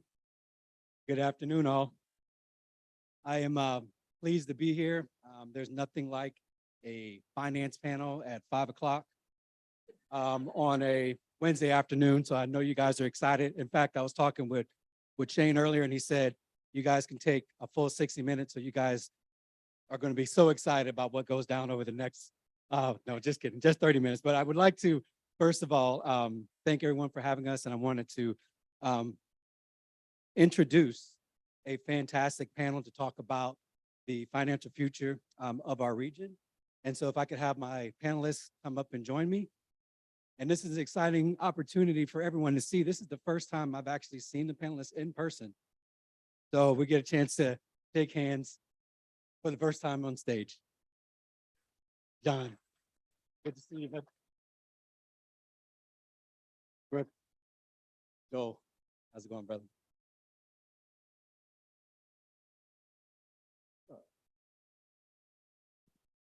All right, so one of the things that I wanted to kick things off with is the title, Financial Future, right? So a few things that I want to just get out of the way right now. COVID-19, pandemic, all those things that we've been dealing with up to this point, we will touch on, but it's about the future at this point, right? We are all here together, pretty cozy. So those are things that we will touch on, but it will not be a core piece of what we're talking about. In fact, what we really want to talk about is the journey that the Tampa Bay region has been on. So we've heard a lot of different things up to this point. I think every panel that's been up before us has pretty much touched on some of the things that we're going to talk about today. And that's just the impact of finance on our region. So the journey we're going to take, recent, past, present, and future, is really going to be about the dynamics that are influencing the Tampa Bay region. And I have my panelists here that are going to kind of take us on this journey. So first, I'd like to introduce John McDonald, Senior Managing Director, Hyde Capital. Brooke Miranda, President and CEO, Sunshine State Economic Development Corporation, and Joel Stevens, Senior Managing Director, Bernstein Private Wealth Management. It's an absolute pleasure to share the stage with you. I'm looking forward to our dialogue today. So first, the way we're going to do this, we're going to kick off a few, we'll say, panel questions. We'll start at the, I think we'll start with you on the end, and then we can come back this way, right? For make it easier for the handoff, right? So to kick things off, we've already been talking about how the Tampa Bay region is on fire, right? I mean, it's in fuego around here across so many different sectors. So as we think about all the positive that is happening from firms coming into the area, where we're seeing the correlated job creation as well as the population growth, what is it about the Tampa Bay market that is so attractive? Joel, you want me to go? So, Joel wants me to oh. go. You want me to go? You're good? want- He was texting me to go first. oh, So I'm I gonna go didn't first. get the text. I know. Man, my feelings are hurt. So Mayor Jane Castor pretty much already answered this question, but to expand on that, you know, Florida is very pro-business. My company does SBA lending, so understand that Florida is very pro-business that really offers a free market that lend to business growth. I think Kristen at the last panel mentioned the no state income tax, lower taxes overall. The average cost of living compared to the migrants that are coming here is a little bit lower. And, you know, we have a very good area where you can, you know, live, work, and play. And you don't find any markets really like that. You know, we also have the best weather, the best airport, the best ports, the best beaches, and the best teams in Tampa. I can add to that. And we've heard, as we've all shared, a lot of these factors that go into making this a great place to live, work, and play. But I want to emphasize the influx of younger professionals and entrepreneurs coming into the area. And I'm sure it'll come up before we finish, a number of organizations that are fostering that and facilitating the entrepreneurial spirit of this city and its growth and accessing capital and so forth. But and I actually lived here before. I've lived here 3 times over the last 30 years in my career. I'm back for the 3rd time, just having come back about 2.5 years ago. And there's such an energy and a vibe going on in this marketplace. Unlike I can remember from the early 90s, even in the early 2000s, and now back again. And it's thanks to all of you in this room and all the great work the mayor and all of our individual businesses are doing. But beyond also reiterating that quantifiably, we have the best collection of professional sports teams, in the country. Is that fair, right? Is that Tampa offers big city perks, I would argue, and amenities while possessing, and the mayor said this small town feel with those perks and an intimacy that you don't find. I've lived in New York, I've lived in Boston, I've lived in other places. And it's actually open to outsiders. This is what I really love about the city. It's open to outsiders who are willing to jump in with both feet, who are really to get involved in the community and give back. And you can't fake that in Tampa, but if you're an outsider willing to do that, this is a very accepting community. And I felt that personally, and I missed that when I was gone for those 11 years that I was gone before coming back. And finally, I want to highlight something here that came to me actually while I was sitting there is I actually believe that Tampa is among one of the greatest cities in the country in the fact that the community, what I say, outpunches its weight in terms of giving back, in terms of philanthropy and charity, and also in the nonprofit world. So I just think Tampa has always been one of those communities that is just above and beyond other communities, relatively speaking, to size and what we do in our giving and philanthropy. So thank you for all that. Let me just add, we sell companies for a living. And so we have a unique perspective on why people are interested in this area. Half of our companies end up with strategic buyers, half end up with private equity. And since we're local to Tampa, we're based in downtown Tampa, we sell, more than our fair share of companies in this local community. So we hear from actual buyers, why are they interested in our companies? And they're interested in for just a whole host, all of the reasons that were just mentioned. But they view Florida as just the most, one of the, if not the most desirable states in the country in order to relocate. We just sold a company called Millionaire. It's you see their commercials and their trucks. It's a HVAC company started by Howard Millionaire with one truck and one man with a ladder. And he grew it to a substantial company. We sold it to BGIS, which is a Canadian-based firm. And the Canadians came down here and they just wanted this company so badly. And we found out afterward that after they bought the company, all of the executives who were chasing the deal ended up buying homes down here because they actually wanted to live here. So they had, other reasons to buy because they want to relocate. So for all the reasons that we just mentioned, we see these companies coming to Tampa, wanting to buy companies, wanting to invest in companies because it is such a business-friendly, tax-friendly state, and you've got all the amenities of a wonderful lifestyle to boot. That's fantastic. Let me do a quick temperature check of the room because I want to get an idea. So by show of hands, how many folks, their favorite class in school was finance and accounting?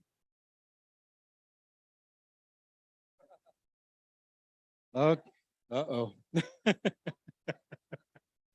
Good to know. Good to know. So, John, you mentioned the businesses coming into the area, and we talked everything from the weather to talent to all of the different things that really make Tampa great. But I'm actually going to call a little bit of audible here and move into the question around early stage businesses and startup businesses. Now, I have heard that a key difference in the Florida market is that we don't have the same level of access to start or seed capital. I wanted to get the panel's thought, and we can either start with John or Joel. Considering the growth of the region, how can we improve availability and access to seed? I'll go real quickly. Our firm used to actually raise early stage capital, and we got away from it because it was so hard. And I learned a very tough lesson. The lesson is that there's a saying in early stage capital, and the saying is early stage capital does not travel well. Okay, what does that mean? It means that early stage investors want to be close to their investments. So we were taking all these early stage companies out to Silicon Valley, going up and down was at Sand Hill Road, talking to all the venture capitalists. And one of them just kind of laughed in my face and said, "Are you kidding me? If I can't drive to my investment within 20 minutes, I'm not going to even consider it." And so I think that to answer the question, in order for early stage companies to find early stage capital, there has to be a lot more of it here locally, because attracting it is very difficult. If someone in California does take a liking to an early stage company here, the first thing they say is, "Well, you need to move. You move out so I can drive to your company." So I think the key is you got to have a good, strong educational systems, because a lot of early stage capital centers around technology and life sciences. And fortunately, Florida is growing very rapidly in those categories. But you need that, plus you need to have the capital local. And we're going to talk about where that money is coming from and why the future prospects of funding these early stage capitals is actually very bright. And certainly relatively speaking, because it is all relative, Tampa to other markets, but it's happening. The sea change is happening, and the number of business organizations and groups and companies that are actually promoting and facilitating that growth in these markets is exactly the case. And who is it? Was it the Florida Funders? I think has that talk track of turning it from the Sunshine State to the startup state. And it's something that when I think about the acceleration incubation, I mean, Jeff Benning's done a great job with Embark Collective happening as well. And you got great organizations like Florida Venture Forum, ACG, Tampa Bay Wave, all the accelerators, FIS and St. Pete. There's an accelerator here in this building, actually. I noticed as well. Kathy Wood coming to town with her ARC Innovation Center, Synapse. I could go on and on about all these organizations, YPO, EO.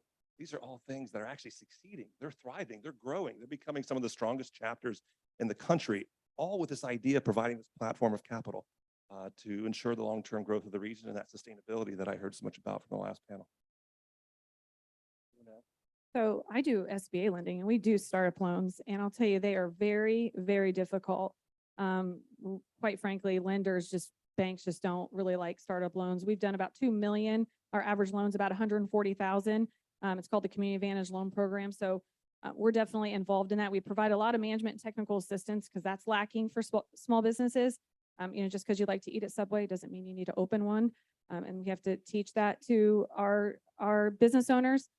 The other thing too is, we talked about how do we improve it? And I would say, going to the universities, we've talked about Silicon Valley, going to universities, trying to get some funding for universities to really increase tech, as well as our small business development centers. They're sprinkled throughout the state of Florida. So really trying to provide some funding to the small business development centers who work with those small and medium-sized businesses to help them, business plan and projections and, financial management. And invest in accelerators and incubators. There's several around the state, and really trying to get some money into those to really train business owners to how to be successful. Because, the business you were just talking about, they started somewhere. They maybe got an SBA loan. And so, these businesses start somewhere and end up getting sold for millions of dollars. The other thing would be incentivizing banks or lenders to do startup loans. That's a challenge because banks are tightening up now a lot. And so, giving some kind of incentive to them and leeway when they are doing these startup loans would also, I think, help promote seed capital. I Let me completely just- agree. Oh, go ahead, John. Just jump in there. One more thing I have to say. Here's a couple stats why I believe the future of early stage investing is very bright. We hear over and over and over again about population growth. Well, population growth is great, but one stat that kind of gets lost is net wealth migration. I think that, for purposes of this forum, is a much more important stat.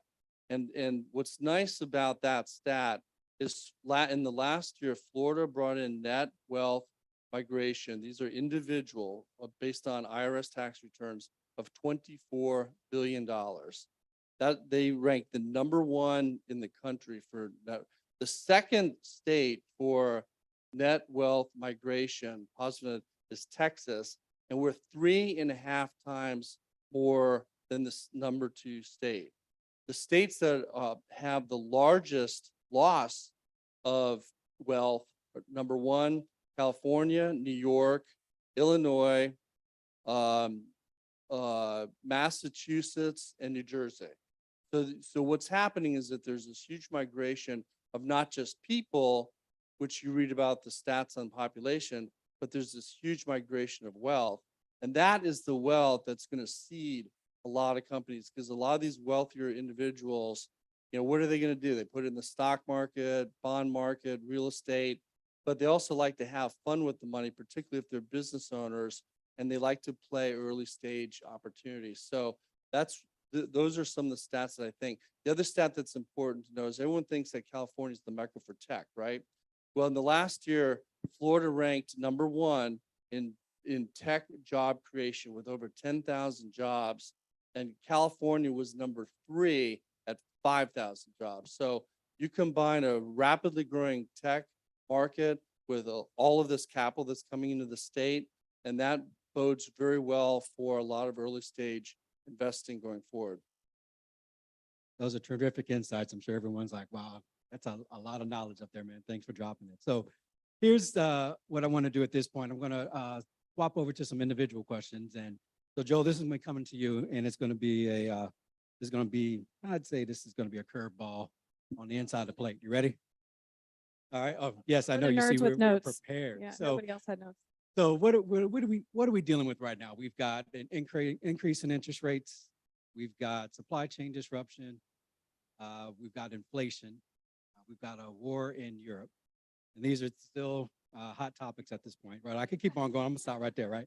So you initially opened Bernstein's Tampa office back in 2004, and then eventually oversaw the firm's private wealth operations in New York as well. So leveraging your long-term experience in the Tampa market, how have your client considerations evolved over the last few years? And does this exemplify Tampa's growing sophistication? How much time do we have? Mic drop. You did say an hour, right? I love a curveball. As long as I can pick up the spin, that's all I need to pick up. Maybe just some facts on that sophistication point, and it actually feeds perfectly unrehearsed, actually, with respect to the influx of wealth into the marketplace. I'd actually just recently looked at Tampa in conjunction or in comparison to the top 50 largest wealth markets in the United States. And the line I drew in terms of this wealth number was households with at least $3 million in liquid wealth. So it's $3 million and more. And actually, that represents about $280 billion in the marketplace right now here in Tampa. And it's estimated that cohort, that 3 million and over cohort, is actually going to grow by 34% over the next 5 years. More than a third of growth will come from that particular cohort. And actually, it actually, if you think about that, for local firms and people who are vying for market share in an ever-increasing competitive environment, that means you have to grow organically by 34% just to maintain your current market share. So it's a humbling fact that as that wealth pours in here. And actually, that we categorize that as a super grower, and I'll come back to that. But before I do, the face of that client and the actual face of the challenges the clients have beyond the obvious that are in the media with all of those things we can point to and feel bad about and perhaps keep people from making good decisions is that first and foremost, women and minorities are going to own more and more of the assets. But in fact, actually women here in the next couple of years will actually control the majority of the assets in the United States, period. Oh, we can applaud on that. As we should. So also as a Gen Xer, I'll claim that, right? We're also gaining more and more control of the assets, and our preferences and actually our comfort for technology in the digital world is actually shaping so much of this world, which was never thought of just 5 years ago. What's really interesting too, and I think it has to do with the last 2.5 years, coupled with that wonderful market environment you just described so far this year with a lot of things underperforming. And for the first time in a long time, bonds actually not behaving as they're supposed to and also declining. That's been a real eye-opener for a lot of clients, is that we're seeing a lot of the wealthier clients shift away from, let's call it risk-based portfolio building. Oh, what's the standard deviation and what's the Sharpe ratio and what's my tracking error and give me the benchmarks and all of that, because those all still exist. But we're seeing more and more families get into, let's call it values-based portfolio management. And looking for that the values, the why. What's this all about? What's the wealth about? I think a lot of people have questioned that over these past 2.5 years, what we've all been through, the challenges we faced. And actually, these clients are, I believe, are going to drive an emergence of this value-based advice. If they're looking for values-based planning, I give the advice, and advisors will have to leverage, call it behavioral finance, call it behavioral economics, whatever you want to call it, to actually emotionally connect with clients. I think there's going to have to be more of an emotional connection in this world because of the competition ramping up, of all the numbers flying around, the confusion from watching just 30 minutes of CNBC and hearing 3 different opinions on what do you do. We're finding the fickleness of the investing public is increasing rapidly. And the average return of investors in the marketplace is rapidly declining because they're making changes. They're hearing all these things. And so client expectations then, because of all this, are rising rapidly. They're off the stars, quite frankly. And they're looking for the virtual engagement, seamless app experiences, all kinds of channel support, and at a pace actually that's being set by industries other than our industry. So we'll drive more transparency. When you think about the outcomes of this, there'll be more transparency just mandated, and it'll be a bit ubiquitous. And there's also be a focus on advisor ratings, like and individual advisor performance. That's coming. It's already happening. We're all going to be called out on the mat, so to speak, to prove that we know what we're doing and perform. And finally, there's this integration point where everything's going to have to be integrated. So we're seeing, as a result of the tough marketplace today, coupled with all of that, actually people are trying to market time more than ever. They're actually more in cash than ever. They're making poor decisions more than ever. They're actually putting off transactions perhaps for their businesses. They're actually protracting plans on the tax, trust, and estate side that they shouldn't, that need to be done.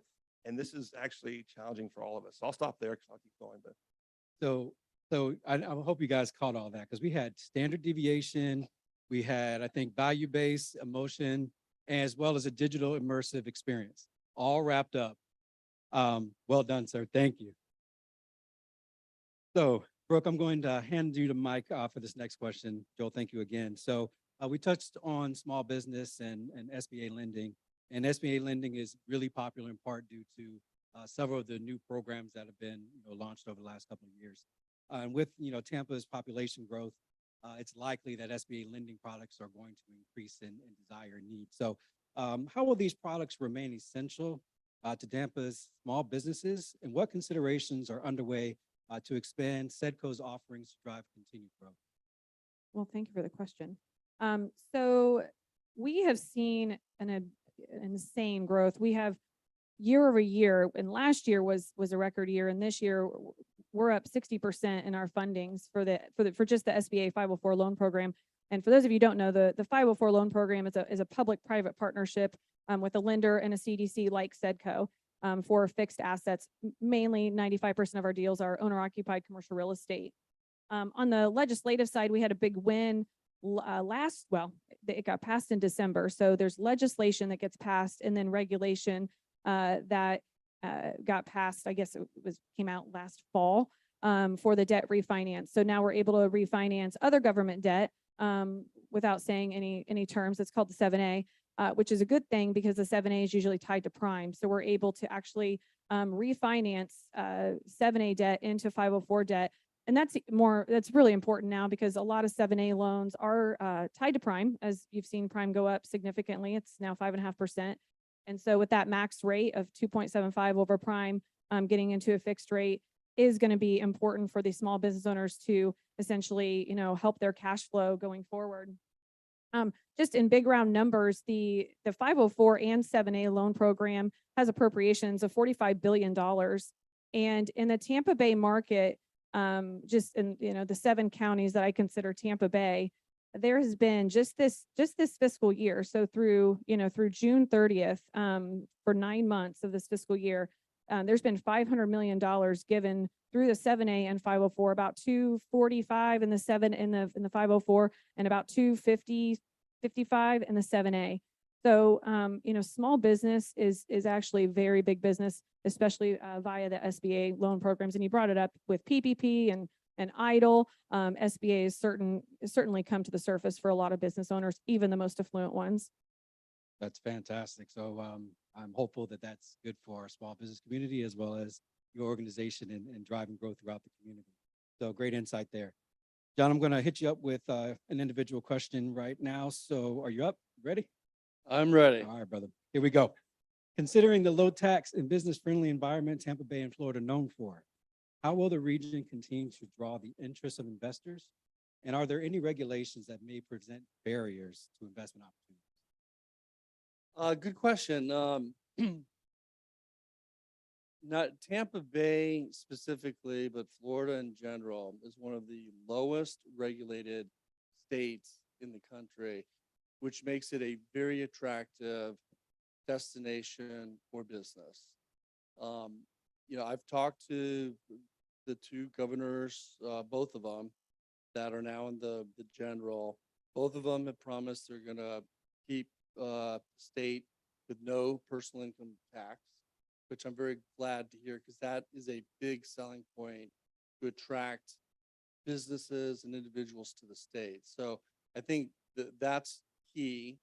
Obviously, the weather, the beaches, Disney World, all that's not going away. So, as our population ages, more and more individuals are finding Florida attractive. So there's going to be migration just based on demographics because of the aging population. The other big demographic cause is COVID. COVID was a horrible, horrible pandemic. We all suffered through it. However, there's one big silver lining, and that is people in general, business people particularly, learn how to work remotely. I had to learn how to work remotely. I hated working at the house because the dog would be wanting to go out. The pool man couldn't turn the pump on. I mean, there's all these distractions, but I've adapted like so many other people have adapted. And now I talk to my private equity and hedge fund and buyers in the Northeast, and they're saying, wow, I've learned how to work remotely. I can work in my beach condo in St. Pete or Tampa, but just as well as I could in downtown Manhattan. So I think that is a silver lining that is going to cause a lot of people, particularly a lot of people with wealth, to move into the area. There's a whole lot of other reasons, but those would be, in my book, kind of the top three reasons that businesses and people will continue to move to Tampa Bay and to Florida in general and sustain this incredibly rapid growth that we have seen since 1961, when it was 5 million people, 22 now. The 2030 statistic is there'll be over 26 million people in Florida. So all I see is just continued rapid growth. So can I add to that a little bit? So Mike? here's the deal. Oh. We've got like 3 minutes. So Okay. I'm gonna So no. divvy up 3 minutes. 1, 2, and then I I'll just wrap got it. the Cool. kibosh. All right. Yeah, We both did.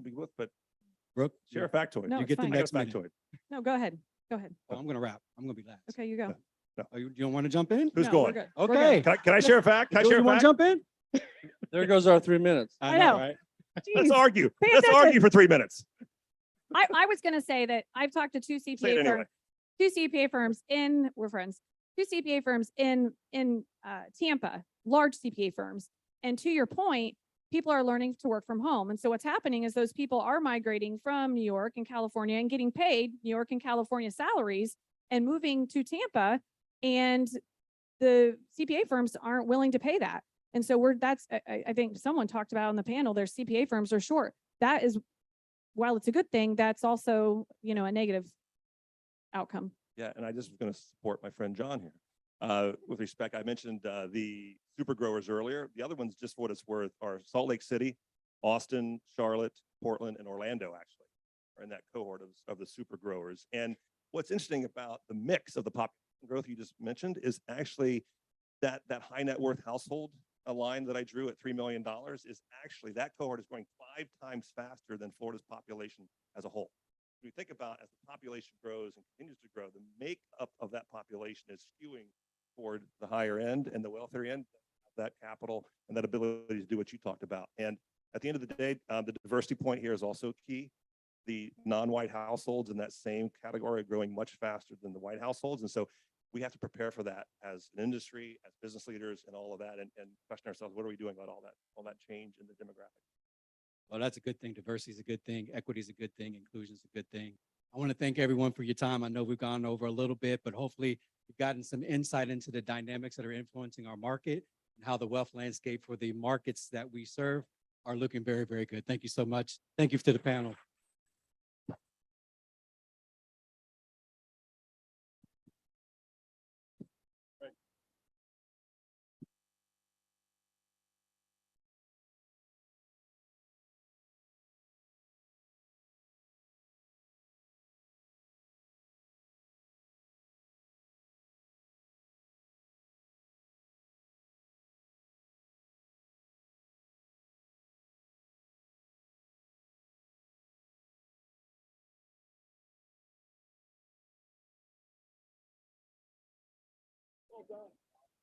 All right, let's quickly give that last panel another round of applause. Now, I know everyone is excited for happy hour. However, there is one gentleman that I would like to close out today, is Shane Collins. Many of you know Shane, but you've probably met him virtually. So I'm sure the biggest surprise when you met him in person is how tall he is. But he's a wonderful person and he's done a wonderful job here in Tampa. So I'd love to introduce him as our executive director to close everything out today. Thanks, Abby. Thank you, everyone. I'm going to keep this brief. And, you know, Brooke Mirinda texted me last night and said, Shane, can we each get individual walk-up music when we're coming on stage? And Brooke, I now realize how awesome that would be. Next year, I got you. I got you. But good afternoon. Again, I'll keep this brief. For those of you that I have met and had the pleasure to meet over the past 2 years, like Abby said, it's nice to step out of the computer screen and actually meet you in person. It's just been such a pleasure to work with you to put together the 4th annual edition of our business publication. I've shared with some of you before that my family ties to Tampa Bay make our work that much more important to me. And after 2 years of meeting with and working with the leaders in this region, it just makes me that much more proud to help tell the story of what makes Tampa Bay so special. To the leaders who help make our work possible, thank you for being so generous with your time and giving us a true glimpse into your world. I already can't wait to get started on the 5th edition of Invest Tampa Bay, so we'll be in touch soon. Everybody respond to your emails and calls and give me a meeting the next week. Thank you, I appreciate it. And I'd also like to give a shout out to the great audience today. We had a packed crowd. To the folks in the back, all the way up front, thank you for making it. This is a testament, you know, to the work that we do, the impact of business intelligence, promoting and attracting smart growth and investment to Tampa Bay. And it also speaks to the character of this community. And it's a community that leans in, rolls up its sleeves, works together, and consistently strives for more. So I wanted to share that with you. And in closing, I'd like to once again thank our incredible sponsors, to our gold sponsor, Tampa General Hospital, to our silver sponsors, Bernstein Private Wealth Management, Hancock Askew Company, Hyde Park Capital, Katz Capital, and Older Lundy, Koch, and Martino, and to our bronze sponsors, Sunshine State Economic Development Corporation, Synovus, TCM Bank, Ultimate Medical Academy, Visit Tampa Bay, and Wilson and Girgenti. I hope you all can join us for the networking cocktail social. I know you have your tickets ready, and if you've had a look outside, you might want to make yourselves comfortable. No, we'll be in touch on the next edition. Thank you so much from Capital Analytics and Invest Tampa Bay. Thank you.